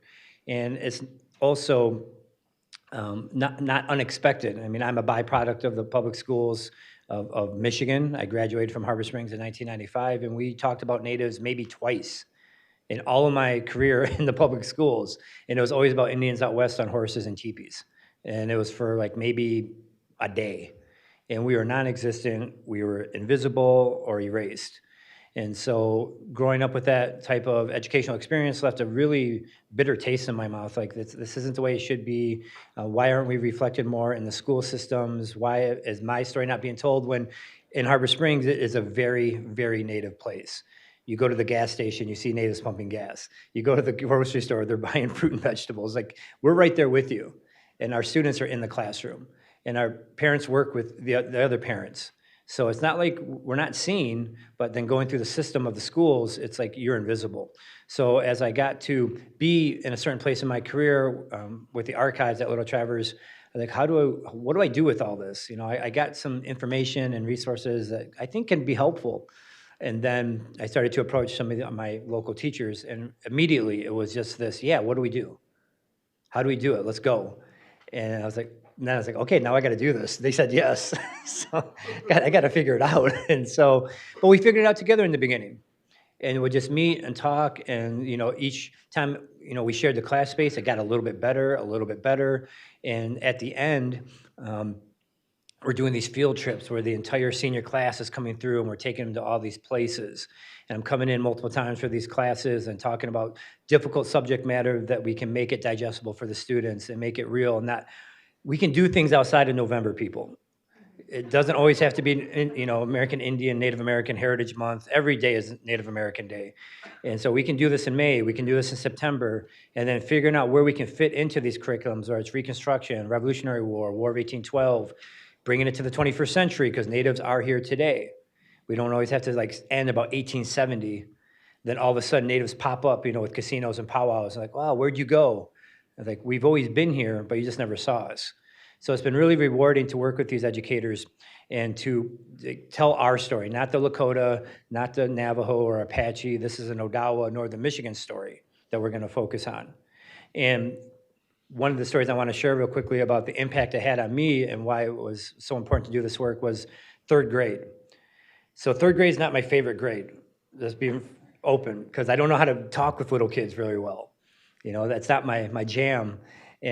But I love third grade because it's just that real impressionable age. And so we did an exhibit on the War of 1812 at our local Harbor Springs Museum. It's about war, conflict, fighting for home, avoiding removal, treaties. What do you do to stay home? That's the main message of this exhibit. And so the local Petoskey was bringing their third grade in. It's like, Eric, can you help us out? I'm like, of course. What is it? It's like third grade. I'm like, oh, man.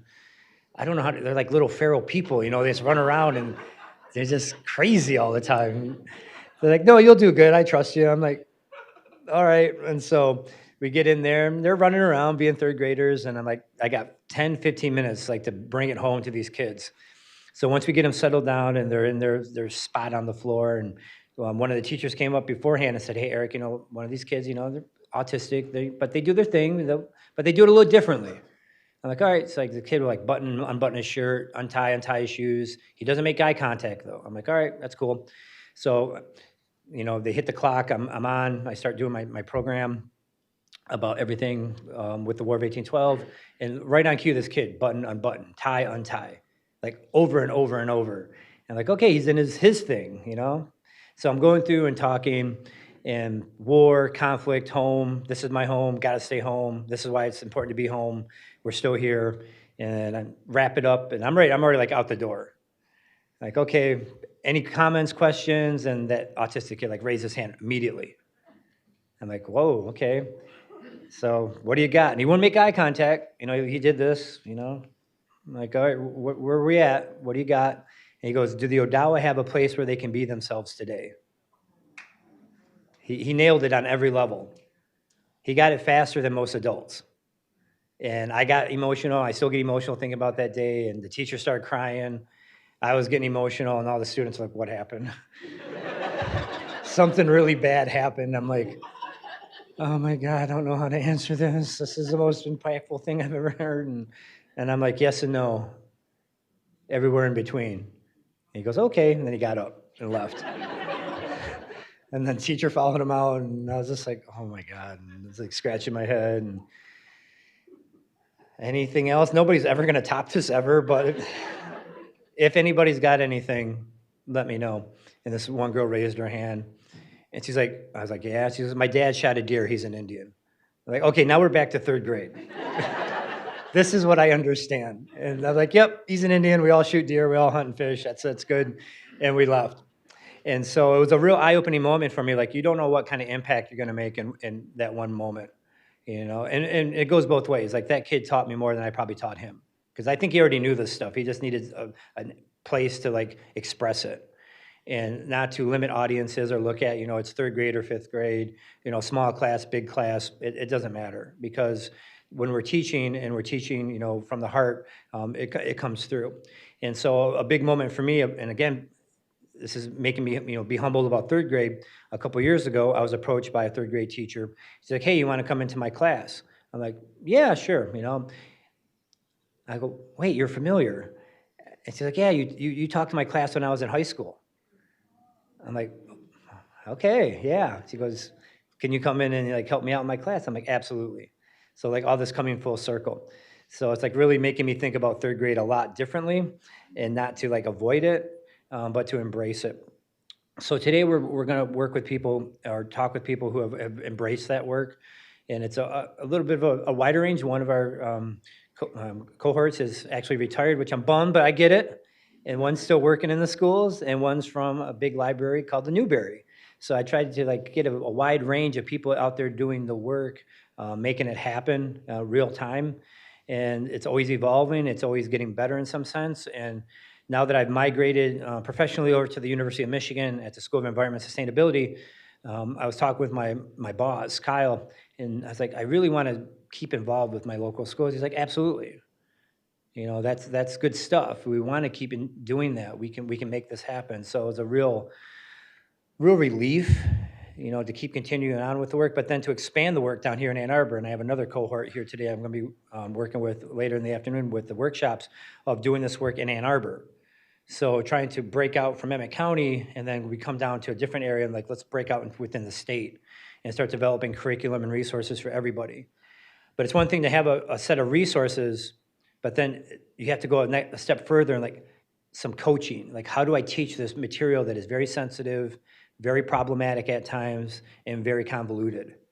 And so I see a lot of times teachers won't teach the tough stuff because they feel afraid that they're going to step in it or make the mistake. And I get that, especially when we're talking about boarding schools, Indian removal, things that are coming to light in a big way in a lot of our, you know, public sense. But for Native people, we've known this forever.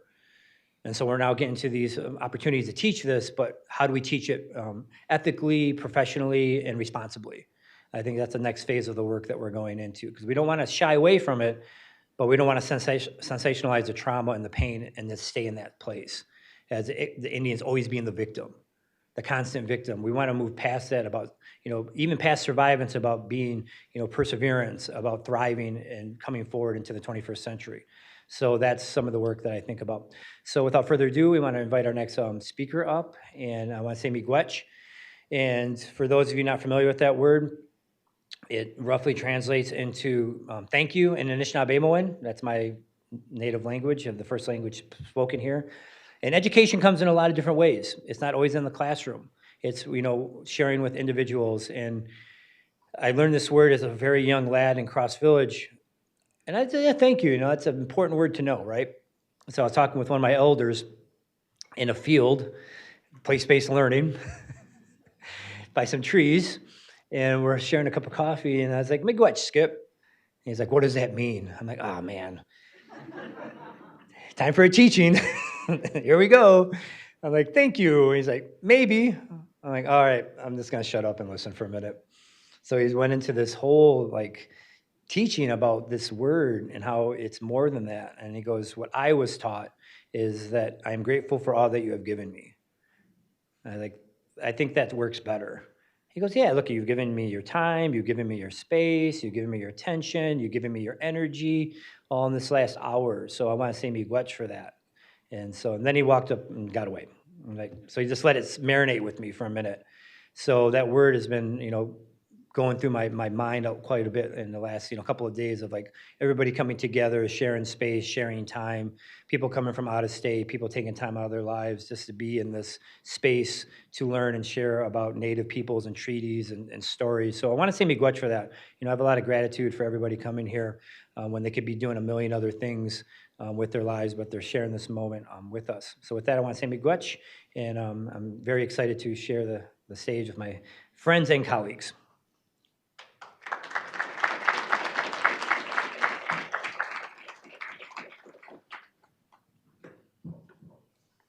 Good morning.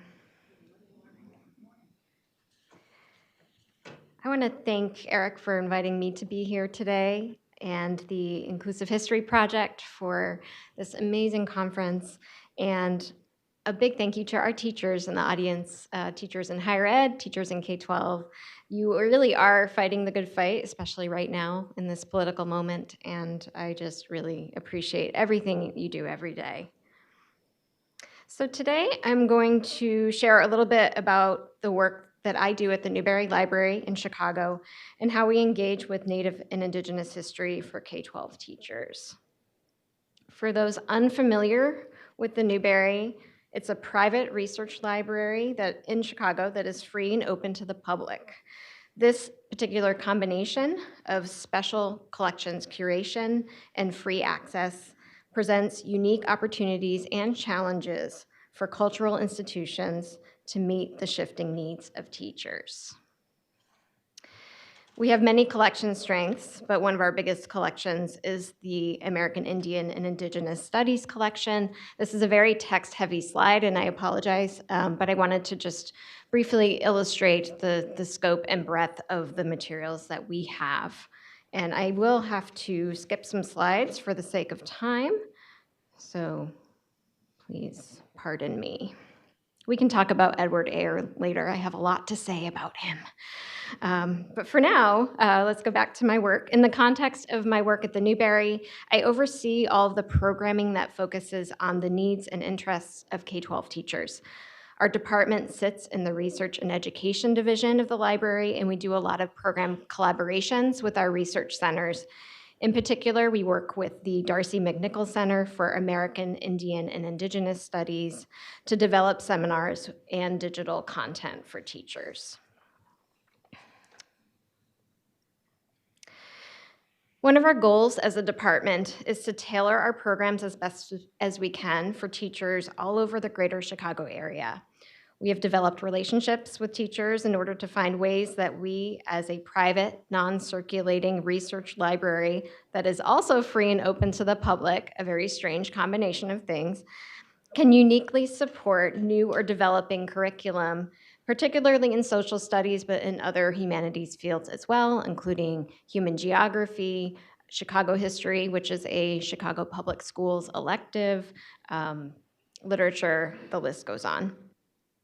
Some of the ways we have achieved this is by getting teachers physically in front of the stuff, looking at the materials of the collection, demystifying what it means to be in an archive, to touch, even smell, maybe don't taste the materials, but again, engaging all of the senses to feel like professionals in the archive.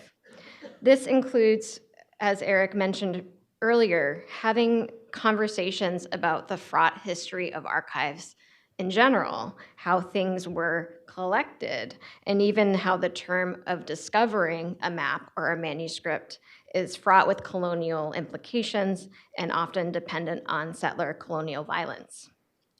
We also collaborate with Newberry specialists, external groups like the Chicago American Indian Community Collaborative, and K-12 specialists to ensure historical accuracy, cultural relevance and sensitivity, and standards alignment of our programs and materials. And again, we share specific methods and skills necessary for teaching this kind of content. This often includes that difficult inner work that teachers need to do to not just learn new content, but sometimes unlearn what they had been taught, either in their teacher training or even in primary and secondary school. Our second goal is to create further access to the Newberry's collections, as well as highlight the various voices and stories within this archive. This is a page from the Digital Collections for the Classroom. We call this DCCs for short, and it's the Newberry's most visited digital resource. And we focus on framing the Newberry's digitized primary sources specifically for teaching. And I want to just mention that this photograph is actually from the Bureau of Indian Affairs Chicago relocation records as well. This is a family portrait. Here's an example of one of our most recently added DCCs by our very own Indigenous Studies librarian, Analu Maria Lopez. We also have a forthcoming DCC by Eric Hemingway on, you guessed it, treaties. It's coming soon. This project, Analu's project, connects historical representations of Indigenous peoples to contemporary Indigenous interventions or responses to those historical moments through the practice of photography. And I know we talked a little bit about the boarding schools this weekend and this morning, and this is an example that Analu pulls from our collection that is a pretty famous propaganda photography project out of Carlisle Indian School to show a visual representation of cultural assimilation of the children at the school. When I teach this to students, I give them time to figure out themselves that these are the same children in the photographs, and that kind of blows their mind. They're like, this is really messed up. I'm like, yes, it is. Okay, so alongside the historical approaches to archival research and materials on the DCCs, we focus on skills lessons, which we found to be really successful with K-12 teachers. It's helping to build specific literacies with working with primary sources, and this is a really good example of that with map literacy and the skills you need for actually researching maps. And this is a skills lesson just entirely on lines. All the different lines of a map, how to decipher what's going on and to interpret that. And we do a lot of work to get teachers to think a little bit critically about maps, because I think a lot of us were taught that maps are neutral objects, and they absolutely are not. So this is a way to dig deeper into that. While we're talking about maps, my colleagues in the McNichol Center have done a tremendous amount of work on the Indigenous Chicago project, which is a multifaceted program that has a lot of digital components. This is an interactive treaty map of Chicago and the Midwest. And I think this is just a really great example of how we can think about using maps in the classroom to illuminate all of the different diverse histories of the area. And I also just fantasize about, putting that alongside these maps of discovery, right? These kind of colonial representations. The Marquette map in particular is a really poignant example that we can always complicate further. I'm gonna skip this slide. Okay. Much like Analu's DCC, in these digital resources and in our teaching programs, we like to show contemporary Indigenous responses to history represented in the collection. Not a lot of people know this, but I want to remind everyone that the Newberry is an actively acquiring institution, and we are continuing to collect and acquire contemporary voices of Native history, Native life, and Native culture, pictured here in Aragon Starr's Super Indian comic book series. And finally, in closing, we also highlight local historical narratives that connect to other histories and disciplines.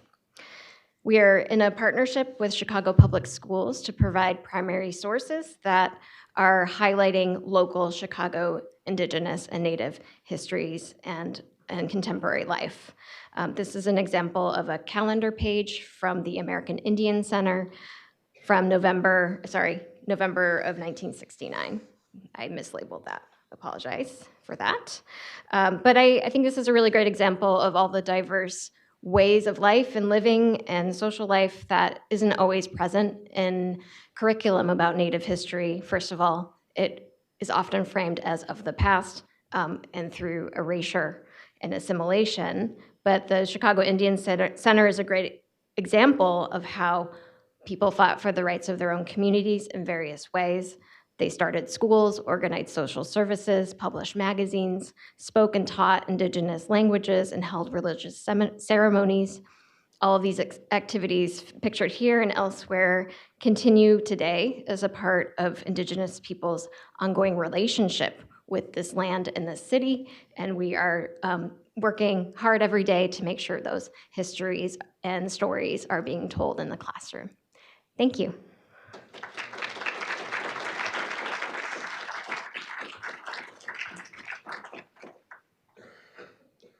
I have to skip some slides, I apologize. There we go. All right.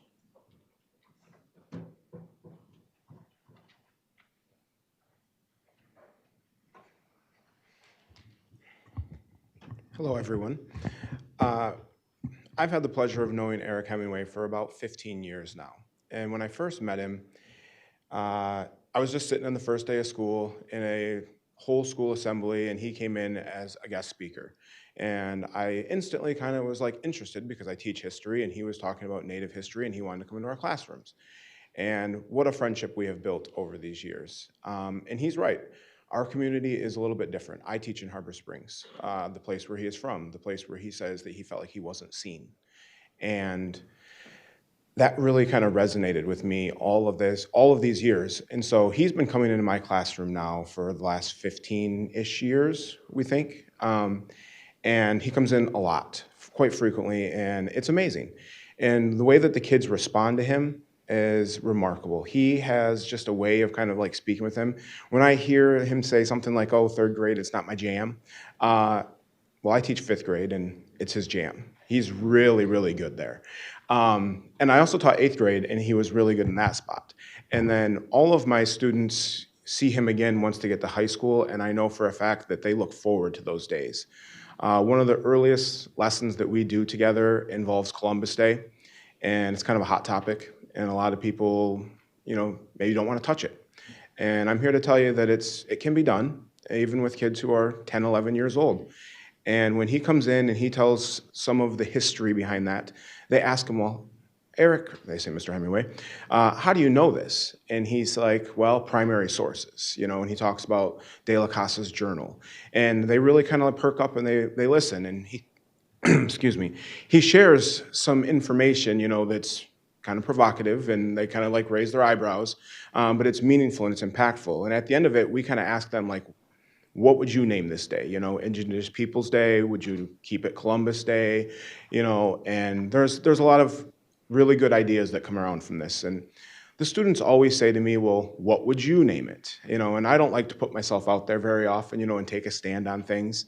And so I always tell them, the fact that it's Columbus Day allows me to have Mr. Hemingway come in and us do a presentation like this. And so I really appreciate that. And I love, excuse me, I love the fact that they come up with these great other names and alternative names that there are for those. I think when Eric asked me to come in and speak today, he said, could you just kind of tell stories? Share what it's like to have me in your classroom. Share what it's like to teach, Native culture throughout history. And I was like, yeah, I can do that. That's what we do all the time. So that's what I'm going to do. So I'm just going to tell some stories. I'm just going to speak from the heart and share some of our experiences. One of the times when Eric comes in, we are teaching in fifth grade like Native American cultural regions. I think our textbooks calls it Indian cultural regions, which kind of led into like kids asked one time, like, I never know what to say. Like, do I say Indian? Do I say native? Do I say, and they ask these questions. And I kind of defer to Eric, like, well, what do you think? And he talks about how he has traveled all over and he's experienced different cultures all over the place. And he says, the one thing that I think I can say is that not everyone agrees on that. And I'm like, okay, I can respect that. He says, so what I think it should be is just native. And so the first year I think that he ever said that, I kind of tried to reinforce that throughout the school year when we were reading through our textbook. And then one day I just noticed one of my students was reading and she was just simply changing the words. It said Indian, it said Native American, and all of a sudden she just started saying native. And without anybody even saying anything, she did that. And then the next thing I knew, another kid did it. And then another kid did it. And like the rest of the year, whenever we were reading out of our book, that's kind of what happened. And that was just like a remarkable day for me to kind of see that happen. So, sometimes these difficult topics are a lot of fun and they're very rewarding. Eric has just a way of kind of connecting with the kids. He'll do little Q&A sessions with them. And a really important topic that often comes up is sports teams, okay? And, fifth grade boys, they love their sports teams, whether it's the Redskins or the Blackhawks, things like that. And so they always ask him, like, well, what do you think about sports teams? What do you think about, the Florida State Seminoles or something like that? And some kids are like, well, aren't they kind of honoring those communities and those tribes and those things? And I can respect that, and I kind of felt the same way. And then Eric will go and talk a little bit about like the history behind some of these situations and why he doesn't always agree with those, and he gives a lot of history on the Redskins, obviously. And like in Florida State, like they're kind of in Seminole territory, and so it kind of fits. But, he goes on to talk about how like before a Florida State football game, a native rides out onto the field and throws a spear into the ground, and he's like, it's just a person in a costume. And he's like, that's not even authentic. It's not somebody who really should probably be doing that. And so in a way, that's a little offensive to him. And so it gives the kids a different perspective on some of these things that they see every day in their lives. And I really like that. When we are teaching American history, I think it was Blair in the last session said something like, you can't teach American history without teaching Native history. And that is something that we talk about frequently in my classrooms. And Eric will come in and do presentations with slideshow after slideshow of all of these different Native people who had a significant role in history, whether it's the War of 1812, the American Revolution, and he'll tell stories about every single one of them. And I'm telling you, the kids are just captivated listening to him speak and to hear what he's doing. So if you ever have a chance to get Eric to come to your classroom, I would highly recommend it because it's awesome. It really is. He has a profound impact on students. He tells them when he's in there for Columbus Day that he can't tell them the whole story. And then they're like, wow, what do you mean you can't tell me the whole story? Why not? Why not? And he's like, because some of it's just too much for you to handle. He's like, you got to wait for me to come back in what, 10th grade? He's like, you got to wait for me to come back in 10th grade. And they're like, that's so far away. And he's like, I promise you, you'll remember that I said that, because kids tell him again when he comes back in 10th grade, can you tell us the rest of the story now? And he will say that. And so it's pretty awesome to kind of see how that happens. I was, a few years ago, mowing my lawn just on a random summer day, and all of a sudden my phone rings, and I'm like, pick up my phone, and I see who it is, and it's one of my former students. And, I just kind of think to myself, I'll put it away, I'm mowing. And I'm like, no, what is it that they need, So I pull it out, and I answer it. And it's one of my students, and they're on vacation, and they're in Austria. And they took the time to call me and say, like, you wouldn't believe what I just saw. They're like, we're in a museum, and there is an entire exhibit here on Mr. Hemingway, And they're like, so we just sat here, our whole family, and we read everything that there was about this, and it was so awesome. It matters. It really does. Eric's not invisible. You've never been invisible. I hate it when you say that, just so you know. So these are just some of the stories that we've experienced, that we've kind of gone through. And I'll be honest, in 15 years, I think we've probably had maybe one instance where we had a little bit of pushback, about maybe something that we were teaching. it's doable. It really is. And I know it's kind of hard to envision sometimes having these conversations, whether it's with a third grader, whether it's a fifth grader, an eighth grader, or a 10th grader, about what history was like. But it is real and it's there. And I think a big part of it is, how do we frame it? How can we frame that so that it works at whatever age that it is, so that these kids can understand this? Because I hear in this world all the time, like, well, if we focus on the past like that, it makes me feel bad. Things like that, people say. And I'll tell you, I tell my students all the time, whether we're talking, because fifth grade is interesting. We go from, talking about Native American cultural regions, and then we start going into like early settlements and all the way through colonization, and slavery is included in that. So we hit some heavy topics, and some topics that, yeah, they could make you feel bad. And I tell them all the time, like, I really enjoy learning about slavery. I really find it fascinating. That doesn't mean that there wasn't awful things that were happening. It doesn't mean that when we're talking about the history of natives in this country that there weren't some pretty awful things that happened. But they still can be things that we remember, that we learn from, and we can appreciate them. But nothing that we teach in our classroom is meant to make you feel like you were personally responsible.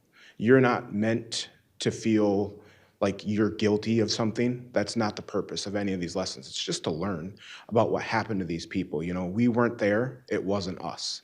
And so I think if we frame these things, these conversations, in a way that our students can enjoy learning about it and kind of embrace it, then we will be able to have more conversations like that, if that makes sense. I think the last thing that I will talk about before I step down, with so much of Native culture, there's a lot of Native language. We've talked about that a lot today. And there was one day we were sitting in class and a student brought up, I think it was like military helicopters. It was probably the same day that we were talking sports teams or something like that and how they had a role. And there's helicopters like the Apache and things like that. And the student said, well, how do you feel about that? If you don't love sports teams being named after natives, how do you feel about something like an Apache helicopter? And Eric was like, honestly, I just don't really love any of those types of things being named that way. So then we went into a deep dive of like, how many things are there in our culture today, in our lives today, that have been named after natives? And it was shocking. We really didn't even know it. I don't even think Eric knew all of the things that we found and all the products that we found and the different companies that we found that have been named after native cultures. And the kids definitely didn't know until they started kind of like diving deep into that.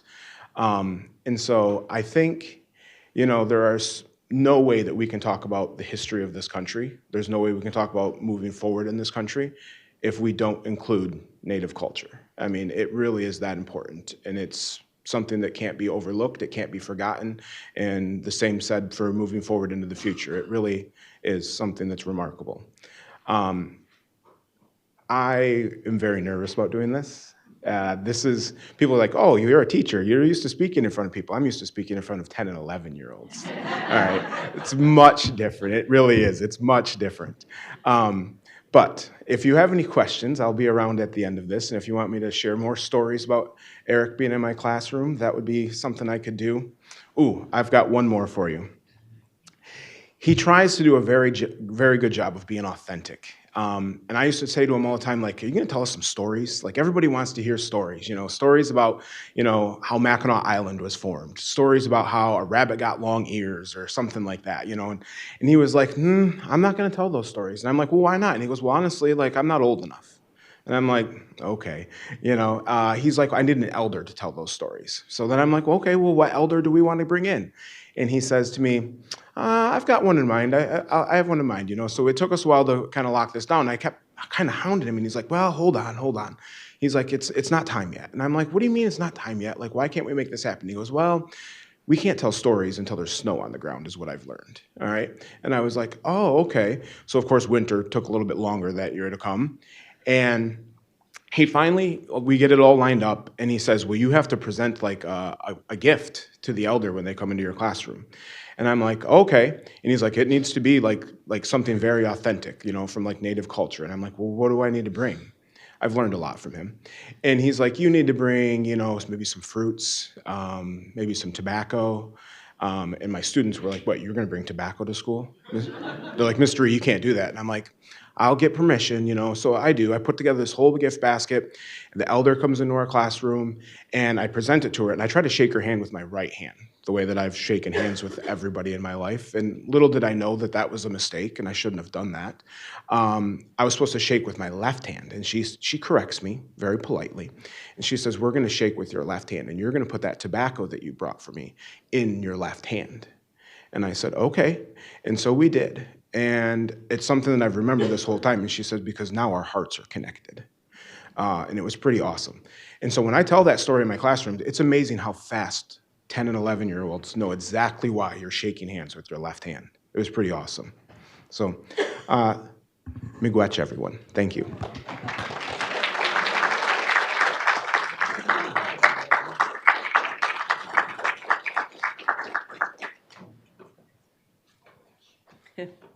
That's very hard to follow.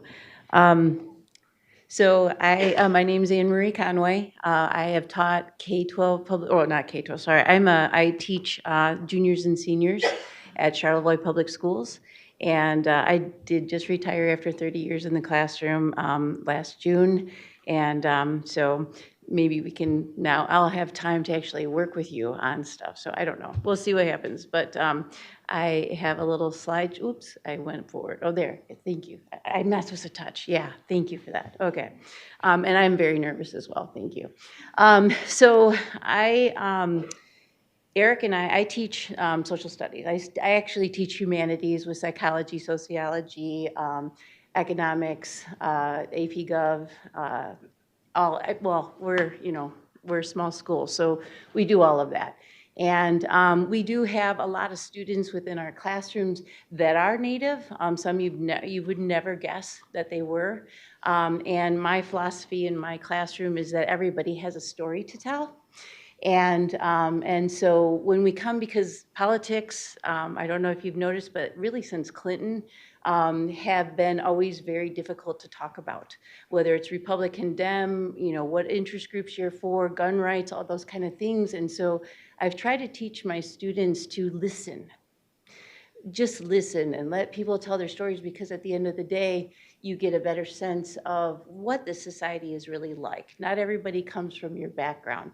And so what we do, Eric and I, as part of the Native American tradition, is we take our students through our own backyards.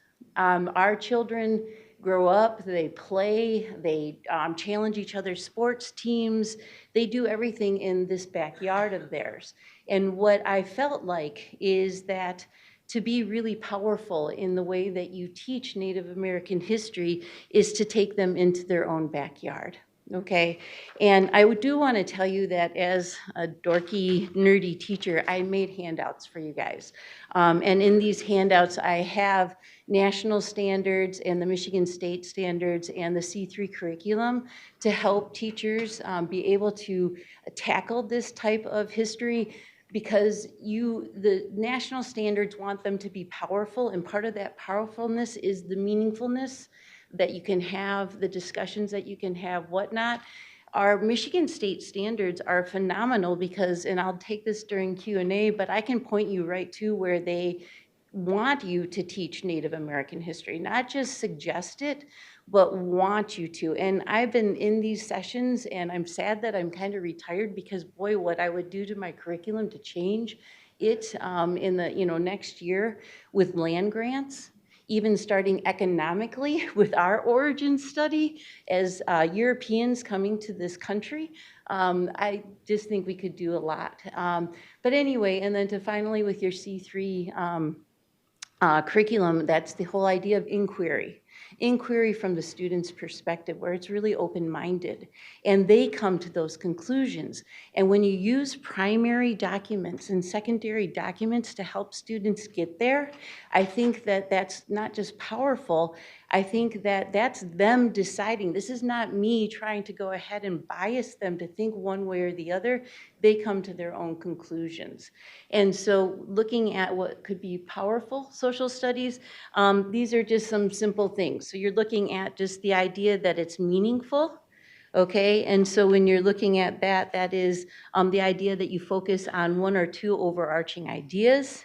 They should be integrated. You're taking past and present, so you're really going through how we evolve as humans and where we get to. I was, product of Kalamazoo public schools. Actually, I went to Catholic schools, and I also, went to Kalamazoo College, and not really was taught anything about Native American history. But that evolution to now where we're really pushing it into the classroom, I think is pretty powerful as well.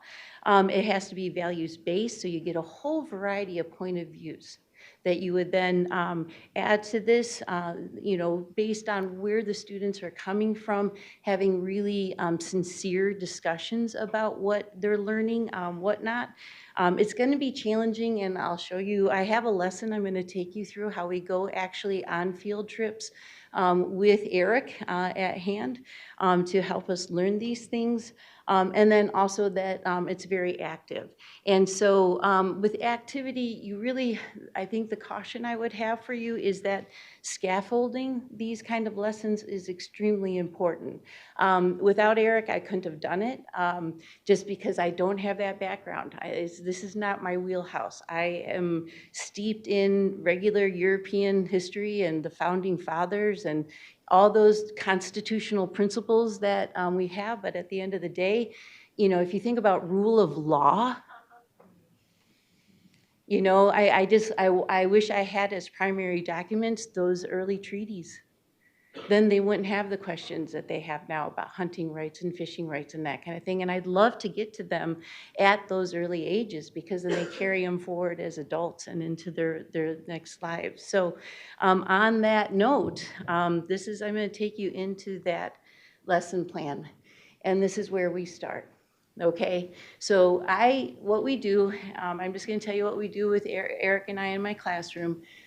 He introduced me or showed me where you can go. This is NBC News covered the, there's quite a few YouTube videos and whatnot on the boarding school, the Holy Childhood boarding school.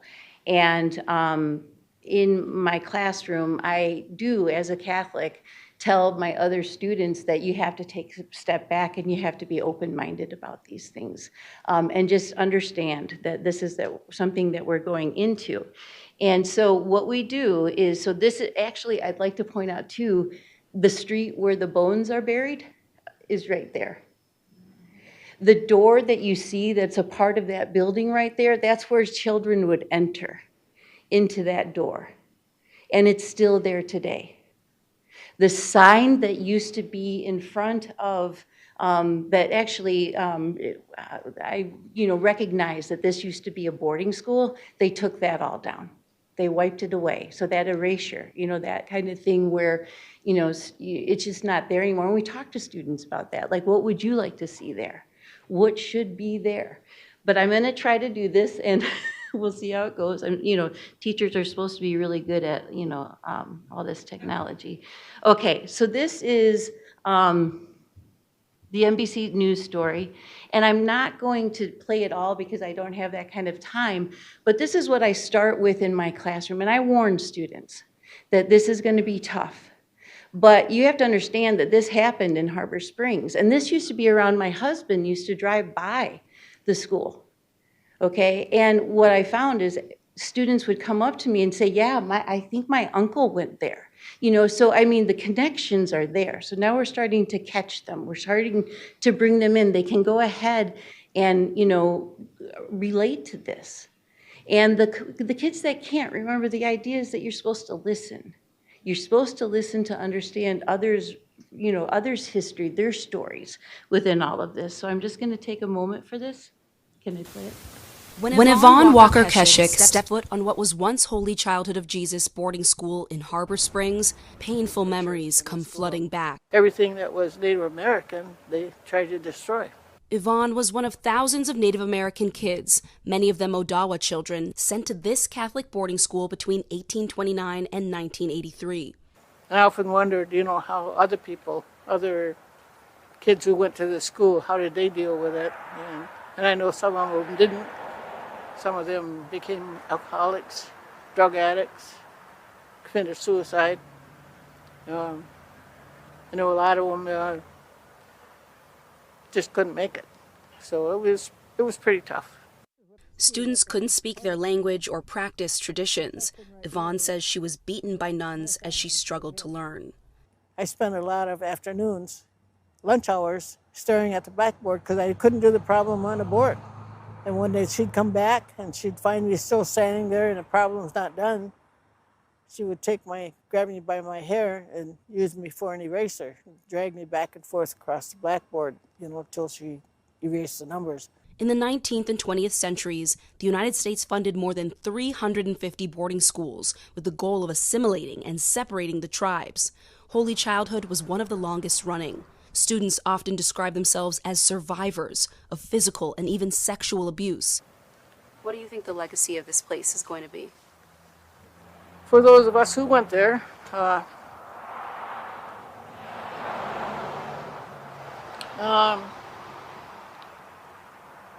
it's kind of like it's a bad history in the history of Native people. Children ended up at these schools a number of ways. There at the legacy piece, and I'm going to come back, hopefully, to the PowerPoint. Okay, good. Oops, and then I had to get it big again. You got to do it, thank you. Oh yeah, I forgot that part. Okay, thank you. Okay, super duper. Okay, all right, so when you're looking at this, so you have the Holy Childhood piece, okay? We go there, I take my entire senior class, okay? And we have 2 buses that show up at Holy High, right there along the street, and they're like, oh Lord, here come more students coming and learning. But they talk, and they ask Eric a ton of questions about what was it like. So our students are now learning in their own backyard that, as we learned in all of these sessions, students were just taken, our children were just taken from their families and put into this school and then sent away into adopted families, into foster families. We're listening about a really awful, the Y Camp piece, all of these different things that I've heard about in these sessions, our students are now listening to and hearing. Instead of the Trail of Tears that happened out west, we hear about our own Trail of Tears that existed in Michigan, and how actually the Odawa were able to go ahead and not deal with that. And then we also turn around then, and this is Zorn Beach. Okay, so if you turn and you look this way, the church is right there. You turn this way, and this is where they took the birch bark canoes to go all the way to Washington, D.C. to go ahead and create and sign the treaty in hostile territory to go ahead and have their own sovereignty. Okay, to fight for their own sovereignty. And what I'm trying to do is kind of a juxtaposition, because you're looking at, what happened. I mean, Holy Childhood, I think, closed in the 80s. Okay, but now we're going back to where this is their life, this is their history. So the kids are kind of, wow, now they're getting, just absorbed into Native American history, the Odawa history, and all the places that exist within there. And the stories are just phenomenal to these kids. They took canoes to DC. It's amazing. They're getting into all of these things, and Eric is kind enough to go ahead and take us through, and just seeing this and being a part of that is huge. We then go to Goodhart. Okay, Goodhart, what this King's House is a museum now. They're working with and establishing more sites within, Emmett County and whatnot, and throughout really Charlevoix and all of that. These sites that we can go to and learn more about the history in these areas. We also then hit Cross Village. And this is the area where it's the prayer place by the cross. And yes, there's a big cross there. There's also a restaurant, I forgot what it's called, but they have a totem pole there and all that kind of stuff, which is really crazy and awful. But we go to where the trees there, that's where the council happened, where Eric's mother and correct me if I'm wrong, Eric, but this is where they're discussing. The tribes are coming together to discuss what are we going to do, how are we going to go ahead and remain here as all Native Americans are being sent away to Kansas and whatnot. How are we going to go ahead and make this happen? So council meetings occurred in this area, and it's right next to where the Cross Village Community Center is. It is the oldest continuously inhabited Odawa community as well, which is awesome. We then, this is the fall trip that we take. We then end up in Charlevoix, and this is where Green Sky Hill is, and this is the circle of trees. These are the trees that, again, the elders would meet and make, serious decisions. A very powerful place. One of the amazing stories that, well, there's two that are a part of this is that, some of our families, their backyards are connected to this. And so to give permission to go and to be really close to, the trees, that we can understand the power and the beauty that is, and the history that had taken place there. And actually, part of the history includes that people from the, I think there's an individual who helped with the Underground Railroad actually buried there as well. But you look at, as far as with Green Sky Hill, one of the fun stories that we talk about too is we had all the students around the circle of trees, and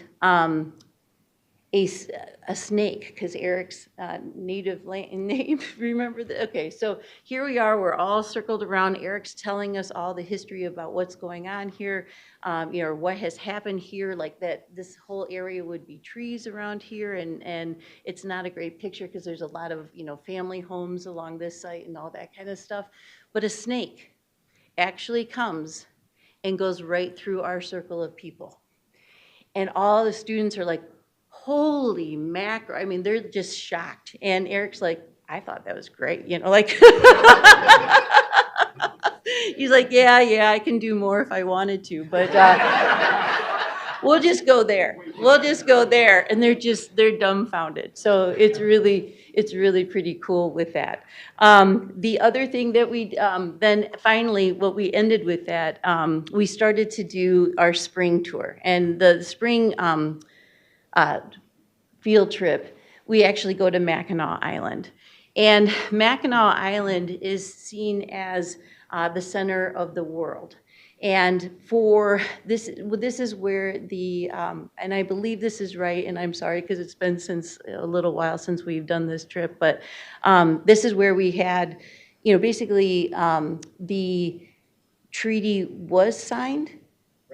Ratified, thank you. The treaty was ratified that then allowed the Odawa to stay. And being kind of a sass a little bit, because as you teach a little longer, you can get a little more, I don't know, sassy, I guess, I said to Eric in front of all my students, I said, how the heck were you guys able to stay when you see, all these, tribes just being, sent away and whatnot? And he's like, well, we became civilized. And I said, what does that mean, Eric? And he said, he's like, well, we became Catholic. And I said, or, Christian. And I said, you found God. That's amazing. This is so great. And the kids are just like, oh, this is so awful. I mean, on their face, you could just see that it's just such a joke. The other piece that is happening too, so like with the Good Heart, museum that's going there, where houses that have been there and have stayed there for a long time, so you can kind of, the kids can get a sense of what it was like actually back then, rather than what they see now, Good Heart General Store, that kind of stuff. The same with the Biddle House. Okay, and so you see the whole history that happens within, what was, the way that Native Americans lived a long time ago was a part of that as well. So what I love is that for us as teachers, these buildings are being built because it gives us the ability to use primary sources more. I think that would be my request, if I could, is for teachers, K-12 teachers, the more you give us as primary sources, the better job we can do for you. I would love to have, like I said, those early treaties because, just to give you an example, 2020, the Trump election, the stolen election, all I did was go to, I forgot her name, but one of her, the female that was, the lawyer for Trump, and I used her brief, and it said, if you believe what I'm saying, basically you shouldn't, in that brief. And I highlighted that, and I said, take that home to your family, just show, because primary documents do the work for you. Okay, and I think that's how, as teachers, we're able to go ahead and deal with tough topics. And we're not telling kids how to learn, we're not telling them how to decide these things, but by going to these places and have them just take their time, we take all day, and allow them to just immerse themselves in this history. And going from a boarding school then into, how Natives lived a long time ago, it makes them rethink what our textbooks say. It really does. And so I'm going to end on that note. I want to thank Eric, and I want to thank you guys for having me here. I'm very nervous about this because, like you said, I'm used to juniors and seniors, and they still like nap time and stuff like that. So being with a group like this is very daunting. But like I said, I do have a handout, and in that handout, I have the national standards, the state standards, and that kind of stuff. And if you have any questions about how you can go ahead and add all your Native American curriculum into that, that would be awesome.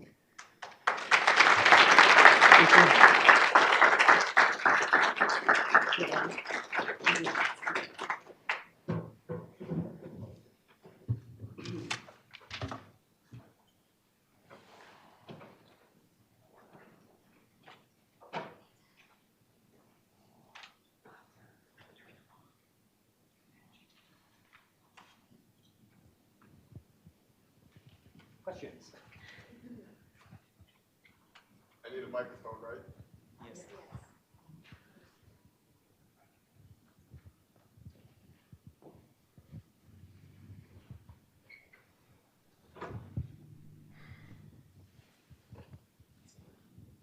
Testing.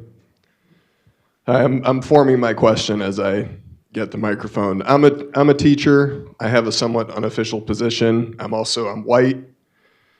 Many of the things that I'm hearing today are things that I know nothing about in a specific way. Something that several of you alluded to in your presentations just now is about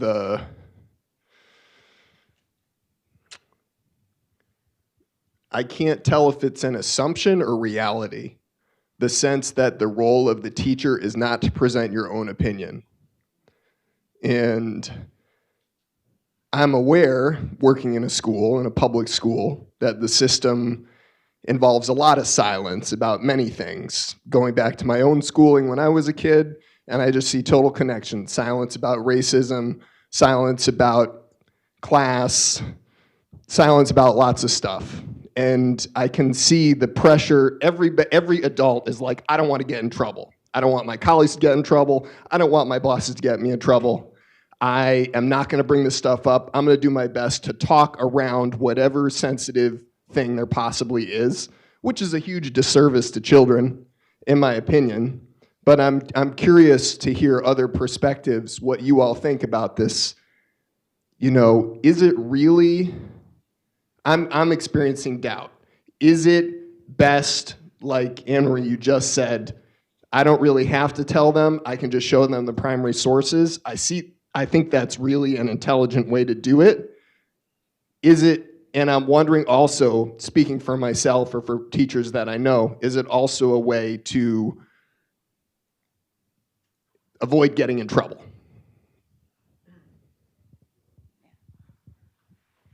Well, what I find is when you're talking about primary sources, it doesn't mean that you're sidestepping things at all.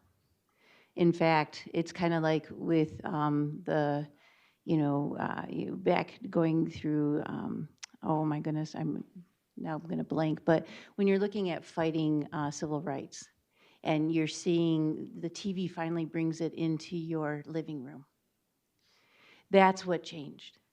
Because people saw, I didn't have to say a thing, but nor did anybody else. They just showed the dogs or the fire hoses or the beatings.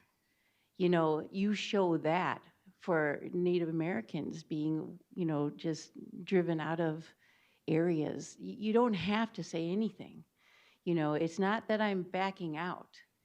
I'm allowing children to come to their own conclusions because I think that in a way, it's more authentic for them than being told. That's what I would say.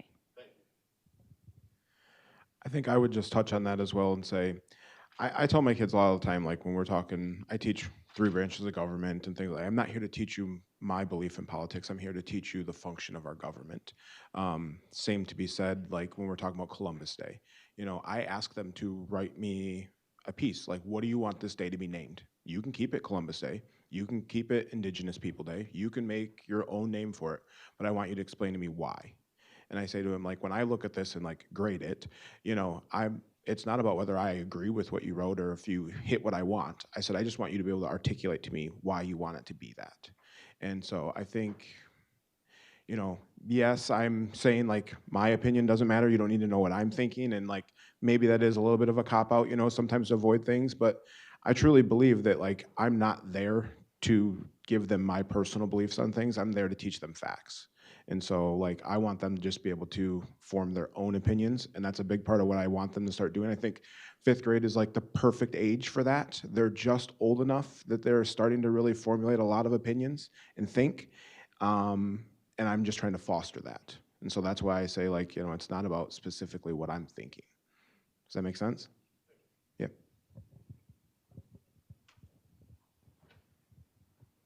Hi, I wanted to thank you all for speaking today. It's been incredibly informative and enlightening. I wanted to ask your thoughts on a law that would mandate the teaching of local Native history, culture, and sovereignty in the state of Michigan, because besides Illinois, there are about a little more than a dozen other states that do mandate this, and it's to varying degrees of success due to accountability and other factors. So I just wanted to know everyone's thoughts on that, including Eric's, actually.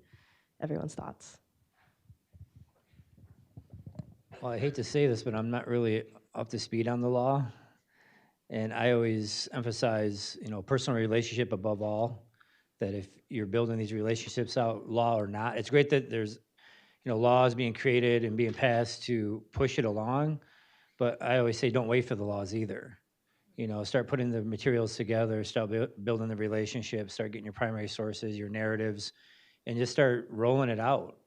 And I was part of the team more than several years ago about when they redid the social studies standards for the state. And that was just like a battle. You know, there was 40, 50 people, all various, you know, ideas. Some people didn't even want to say the word. They didn't even want to use the word Anishinaabe or Odawa. It's like, just use Indian. It's like, no, we're not just all Indians, even though it's a legal term, but let's get back to Odawa, Ojibwe, Potawatomi. There was pushback against that. Don't use the word gay. Don't say Muslim. I'm just like, okay, this is where we're going throughout this whole process. And we got to a certain place, you know, that was a compromise in a lot of ways, but it was better than before. But going through that, it made me realize that we don't have to wait for this stuff. Like when I approach Jill, I don't think about what the state law is. You know, and I approach Anne Marie, I was like, okay, we're just going to do this stuff because what we're doing fits into curriculum. And it fits into the standards, and it fits into what they're teaching at that moment. And it's always a precise rhythm. Like, when do I come into your class, Joe? He's like, well, you know, we're teaching this at this time. And so I try to like keep my calendar open, and Anne-Marie the same way. It's like, okay, when are you teaching this in your curriculum that we can interject it because it is American history? And then it just flows right into the bigger story. So I say just do the work regardless. The law is great if it's helping you, but you don't need it. to kind of back up what Eric was saying there, how it fits right into the curriculum. When we're at the very beginning of the year, when we start looking at native cultural regions, and we're looking at tribes from all over the U.S., Eric just comes in and talks about the Odawa tribe. He brings in, a bunch of different artifacts, a snow snake, a basket, these different things like that. He brings in pictures of Odawas in that time period to show what they looked like, because our textbook is showing, somebody from, the Pacific Northwest and showing somebody from the Southwest, but they don't look the same as what an Odawa did. And so he brings those images in to show that. He brings in the artifacts to show what the artifacts look like here, because not every tribe had a totem pole. I think that came up before, and not every tribe wore, headdresses that were long feather headdresses. That's not the way that everybody was. So it fits. You just have to make sure that you find a resource like Eric. Reach out to him.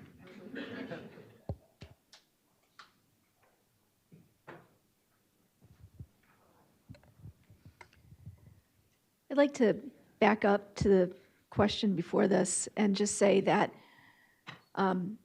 we wouldn't tolerate bullying in a classroom. We wouldn't tolerate kids picking on other kids. And so I just want to say to you that human beings are human beings, and have the courage to call out garbage behavior, no matter what that garbage behavior is, and stand up for humanity, and don't be afraid to call out humanity. I'd like to add just a little bit too, because trying to fit it in, I just want to read a few of the standards, which I think might make you realize how many openings we have here to deal with bullying and those kind of things. Is if you're looking at the philosophical foundations of civic society and government, you have the standard 1.12. Identify, provide examples of, and distinguish among different systems of government by analyzing similarities and differences in sovereignty, power, legitimacy, and authority. I mean, just right there, you can see where we can go with this. We really can go a lot of places. Thank you, Eric, for bringing all of these K-12 educators. I think you guys are the real heroes. I, in some ways, feel a lot of parallel fear about third graders. I work as a curator at the Detroit Historical Society, and we, through Cultural Passport, have thousands of third graders from Detroit Public Schools that are in some ways kind of required to come through the museum. One of the things you were speaking to is like trying to get around the feeling of guilt, right, that I think stops people from truly engaging. And in my experience, even adults struggle with transitioning from guilt to a sense of responsibility, right? And so I'm curious, as educators, how pedagogically do you think through like creating an affect or creating a sense of the kinds of things that we actually want to generate from these conversations, like reciprocity, like responsibility? How do you do that pedagogically, like for third graders, but then also even for adults?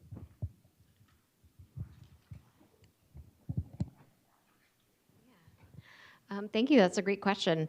I think one thing that we're all thinking about in our different kind of educational spaces is that the inquiry framework allows a lot of engagement with kind of real life conversations. So using the ideal arc of inquiry is to start with the historical content and to bring students to a level of processing and understanding where they kind of form their own place in that conversation. And the ultimate goal is to take informed action, which could mean a lot of different things. So I think the inquiry framework, I think, is a really great way to start to think about the long conversation, the long process of kind of using historical primary sources and topics to get us through these contemporary conversations, if that's what the end goal is. I think staying local, having local conversations. I think this lesson plan field trip is amazing, and to be able to actually physically be in these spaces to have these conversations are so meaningful. And I think also there's an opportunity for community partnerships, conversations. Eric's a wonderful example, but he's not the only person doing this kind of community engaged work. And I think any organization, it's our responsibility to find ways to create those sustainable partnerships with people in our communities so that the learning is meaningful, but also there's kind of a community relationship moving forward.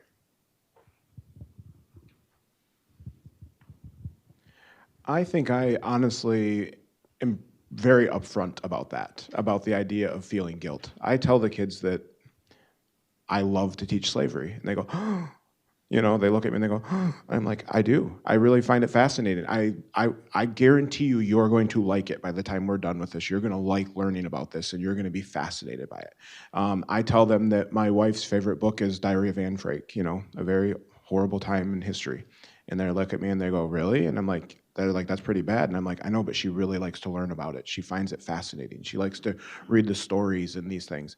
I wouldn't be afraid to just be honest with them and say, like, you don't have to feel guilty about this, you know, and it's okay for us to talk about, you know, the darkest times in history without feeling guilt, you know, but I think you break that ice, you know, and then it's just gone. Like, it'll go away.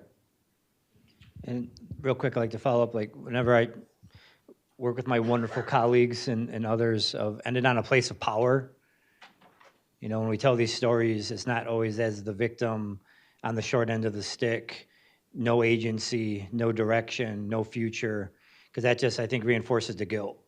It's like you're always in this place of less than. So trying to end on a place of positivity when you can. And it's hard sometimes because some of these stories are so tough. And I remember giving them a talk one time at some place, and the guy was like, you're going to talk about anything positive? I'm like, I'm here. And he's like, man, that's depressing. I go, for you, but for me, I'm like, it's pretty amazing that any Native person's in North America at this point. And he's like, then it started to set in, you know, the totality of the story. And then, you know, we look at these things in history too, like that was really bad when that happened. We shouldn't do it again. Like, yeah, keep that in mind. But like, I'm looking at like ICE and how they're operating. And it's like, this is 1830s all over. Yeah. This is removal and, you know, 2.0. And so we're not learning from this. You know, you're not paying attention enough or not, you know, opening up. So, but always ending on the place of power, I think, and positivity is essential. And I'll just finish too. It's about like scaffolding, but the way that we do it too is then we get into interest groups, right? And we look at what's happening within, you know, like, whatever different types of the Native American interest groups fighting for the rights that they have now. Deb Halen coming to Pellston and hearing the stories. And you do have to bring it back to the present and where you are going now. Because, I mean, that's the whole idea of, we as a human society, civilizations before this have dealt with their atrocities and whatnot, and we're going to get through this too. And this is just the start, is what I would argue. I think we have time for one more. Hello, my name is Deisha Miles, Chippewas of Rama First Nation, and we have historical atrocities happen to us, removals from the Coldwater Narrows.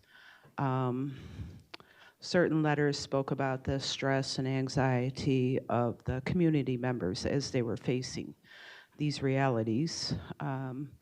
We have history in the boarding schools. My grandmother, aunts, uncles went to boarding schools, and the stories that come out of there is just harrowing.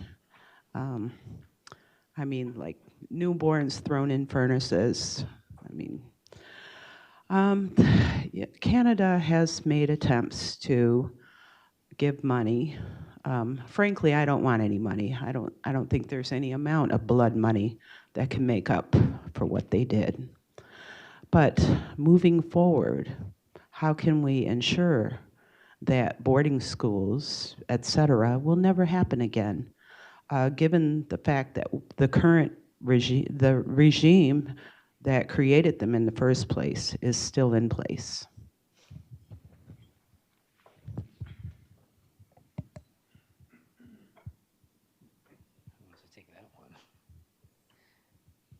Yeah, big question. A huge question. I probably can't answer in the next, 30 seconds to a minute, but I just think having this continual education and awareness of what happened, because 9 times out of 10 when we do this work, it's people say, I never knew that. Over and over and over. It's like, I didn't know that, I didn't learn that, where this coming from. So I think we just have to keep educating everyone, community, students, parents, colleagues, on the realities and truth of this before we can even get the steps of what do we do next. So I'm a firm believer we have to get on a level playing field, level understanding, so you know what I'm talking about, where I'm coming from. Because if I don't think that's established, we're just going to keep going backwards. We're going to get into guilt and denial and just erasure. So if we can just establish a baseline of facts and understanding, I think that's the way forward. I think Eric makes a really good point about just, we need to learn this in order for it to not happen again. That's kind of like the point of teaching history. I grew up on Burt Lake. I grew up in Indian River. My wife did as well. And we never talked about any of that in school. The way that Eric talks about him growing up in Harbor Springs schools, and, 3 times or something, he says, we talked about Indians. I teach in Harbor Springs, Holy Childhood is right there. I mean, it is something that is still talked about in the community by some more than others, and that's okay. But the more we bring awareness to these things, then hopefully we can prevent them from happening again, is the best way I can say that. And the more that we embrace the idea that we are all just people, regardless of what our differences are, and that's okay, because that's what this country is based on, and that's what it's about, is embracing difference. Then hopefully we never experience these horrible things again. So I hope that helps.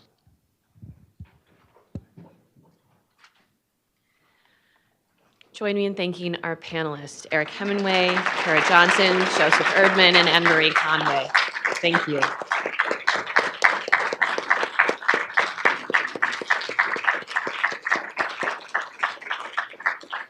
You can go ahead and take your seats. We are now coming to the conclusion of our panel sessions this morning. And Michael, you should start making your way down. And I will stretch. Thank you for coming. I'll give you a little hint of what's coming after Michael's comments. We will be having lunch provided for everyone here in the Great Lakes room, which is just down the hall. And we'll be having the Living with Treaties Community Connections Forum. And this will be a time where there will be time for conversations and questions and information from the Bentley Historical Library, the William L. Clements Library, the Botanical Gardens, Restoring Native Voice at the University of Michigan Dearborn, Reimagining the Environmental Interpretive Center and Campus Natural Area, LSA Undergraduate Education, the University of Michigan Library, the Inclusive History Project, the Native American Student Stories Project, Imajimong, What the Story Is, and 1817 Project undergraduate research presentations. So there is a lot still in store after our closing remarks. Join me in welcoming Michael Wicken.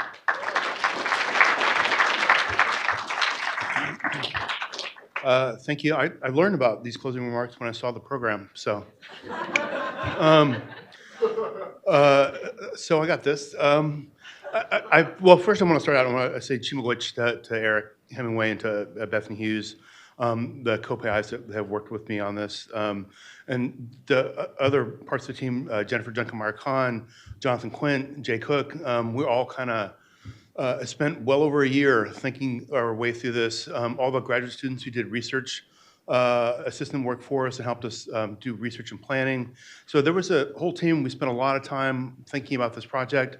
Chimagwich to the University of Michigan for taking on this project and then sticking with it when we had, as has been described, the current regime, which is not really friendly to these sorts of issues, and yet we've never had any kind of instruction or suggestion that we should do anything other than what we were doing.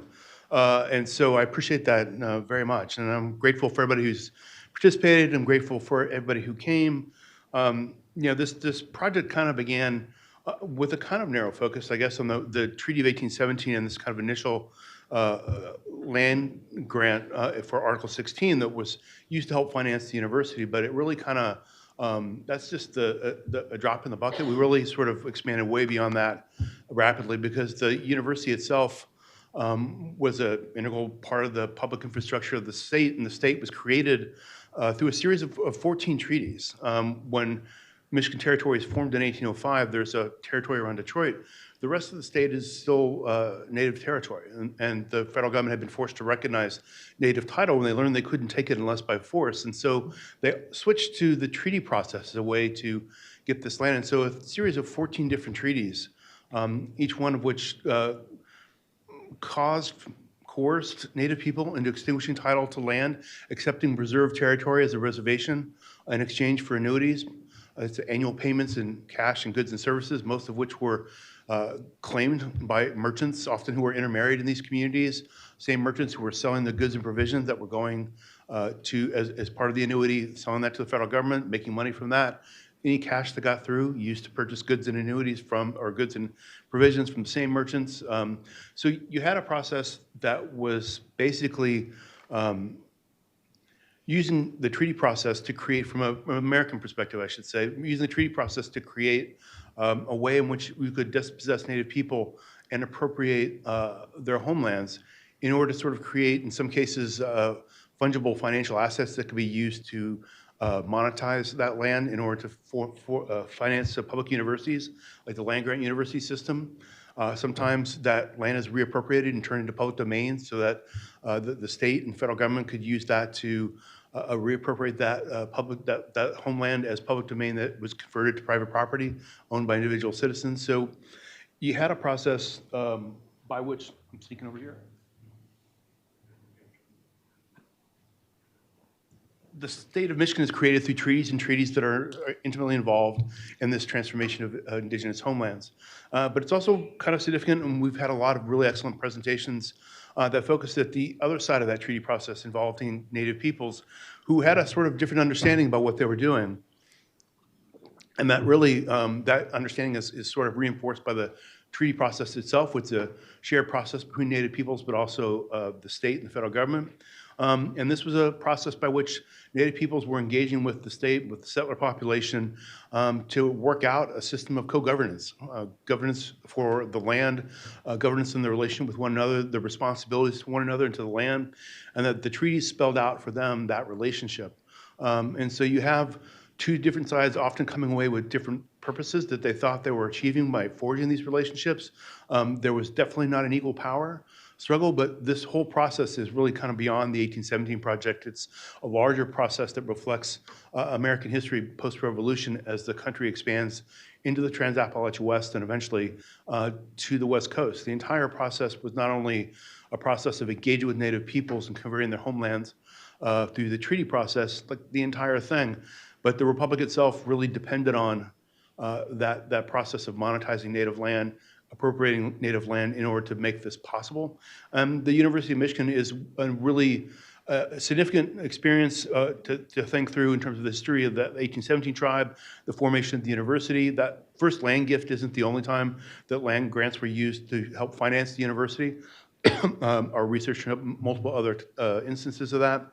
But the University of Michigan, this process of 1817 and the treaty process we've been exploring was really important because it was actually a moment when the United States, the Republic, was figuring out how to do this thing, how to do this settler colonial expansion. And actually, I have argued in other work that it's not really settler colonial expansion, it's America as a colonial power.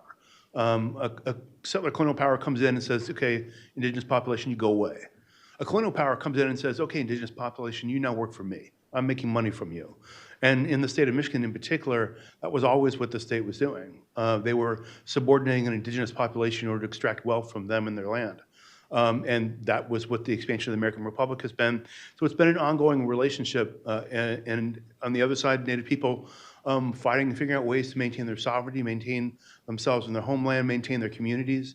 And so the stories that we're looking at the University of Michigan is one of the beginning parts of that. We can see all different sides sort of moving in this direction, what the U.S. and the settlers thought they were doing, what Native people thought they were doing. It becomes a sort of blueprint. I mentioned the the land-grant college system that I think comes out of this experience. Indian removal, the idea of taking Indian land and making it fungible comes from Lewis Cass, the long-term governor of the state of Michigan, who gains a national reputation as an expert in Indian affairs because he lives in a territory that's mostly populated by indigenous people. Michigan doesn't go from territory to state for a really long period, from 1805 to 1837. And University of Michigan and its experience is kind of at the heart of that. It becomes a genesis for this kind of larger American policy about expansion into the West. And so it's really significant in terms of thinking about that, and really significant in terms of thinking about the fact that the treaty documents that we're talking about are founding documents for the Republic in the same way that the Constitution or the Declaration of Independence are. These are documents about governance, or documents about land use, or documents about the relationship of the indigenous original population and the people who have immigrated here. And so we should think about them in that way. That's what I think we've been trying to do with this conference. And as I said, I've been very grateful for the work everyone's done on this. I've been really grateful for the university for sticking with us and continuing to keep pushing, and grateful for everybody who's come to the conference. So with that, I guess I will wrap up. Thank you for coming.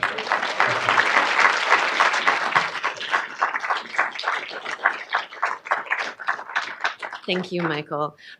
This now concludes a live-streamed portion of the conference. For those who are in person, you can join us for lunch, and for the Living with Treaties Community Connections Forum, I have a few other thank yous to make before, as you're packing your things up. This conference is made possible because of the many co-sponsors to our event, including the Eisenberg Institute for Historical Studies, the Bentley Historical Library, the Clements Library, the Department of American Culture, the Department of History, the Marsaul Family School of Education, the Native American Student Association, the Native American Studies Program, Rackham Graduate School, the Penny W. Stamps School of Art and Design, and the University of Michigan Museum of Art. And we especially thank those co-sponsors who have made this possible. These 3 days where we have shared knowledge, asked critical questions, and built connections that hopefully extend beyond this space and conversations that continue in future days. We hope that this conference leaves you inspired to continue this work of learning, of engaging, of reflecting on what it means that the experience we all share of living with treaties.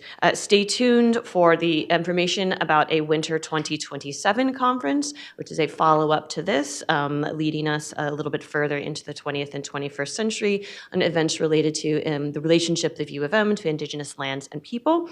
And we hope you will be able to join us for that. And one more exciting thing, when you come for lunch and to talk to people, you will be listening to the music played by Shichangu Lakota artist, educator, and storyteller Frank Walm, who has graciously agreed to DJ for us. So enjoy the food, enjoy the music, and enjoy the conversation. Miigwech, Yaki Kay.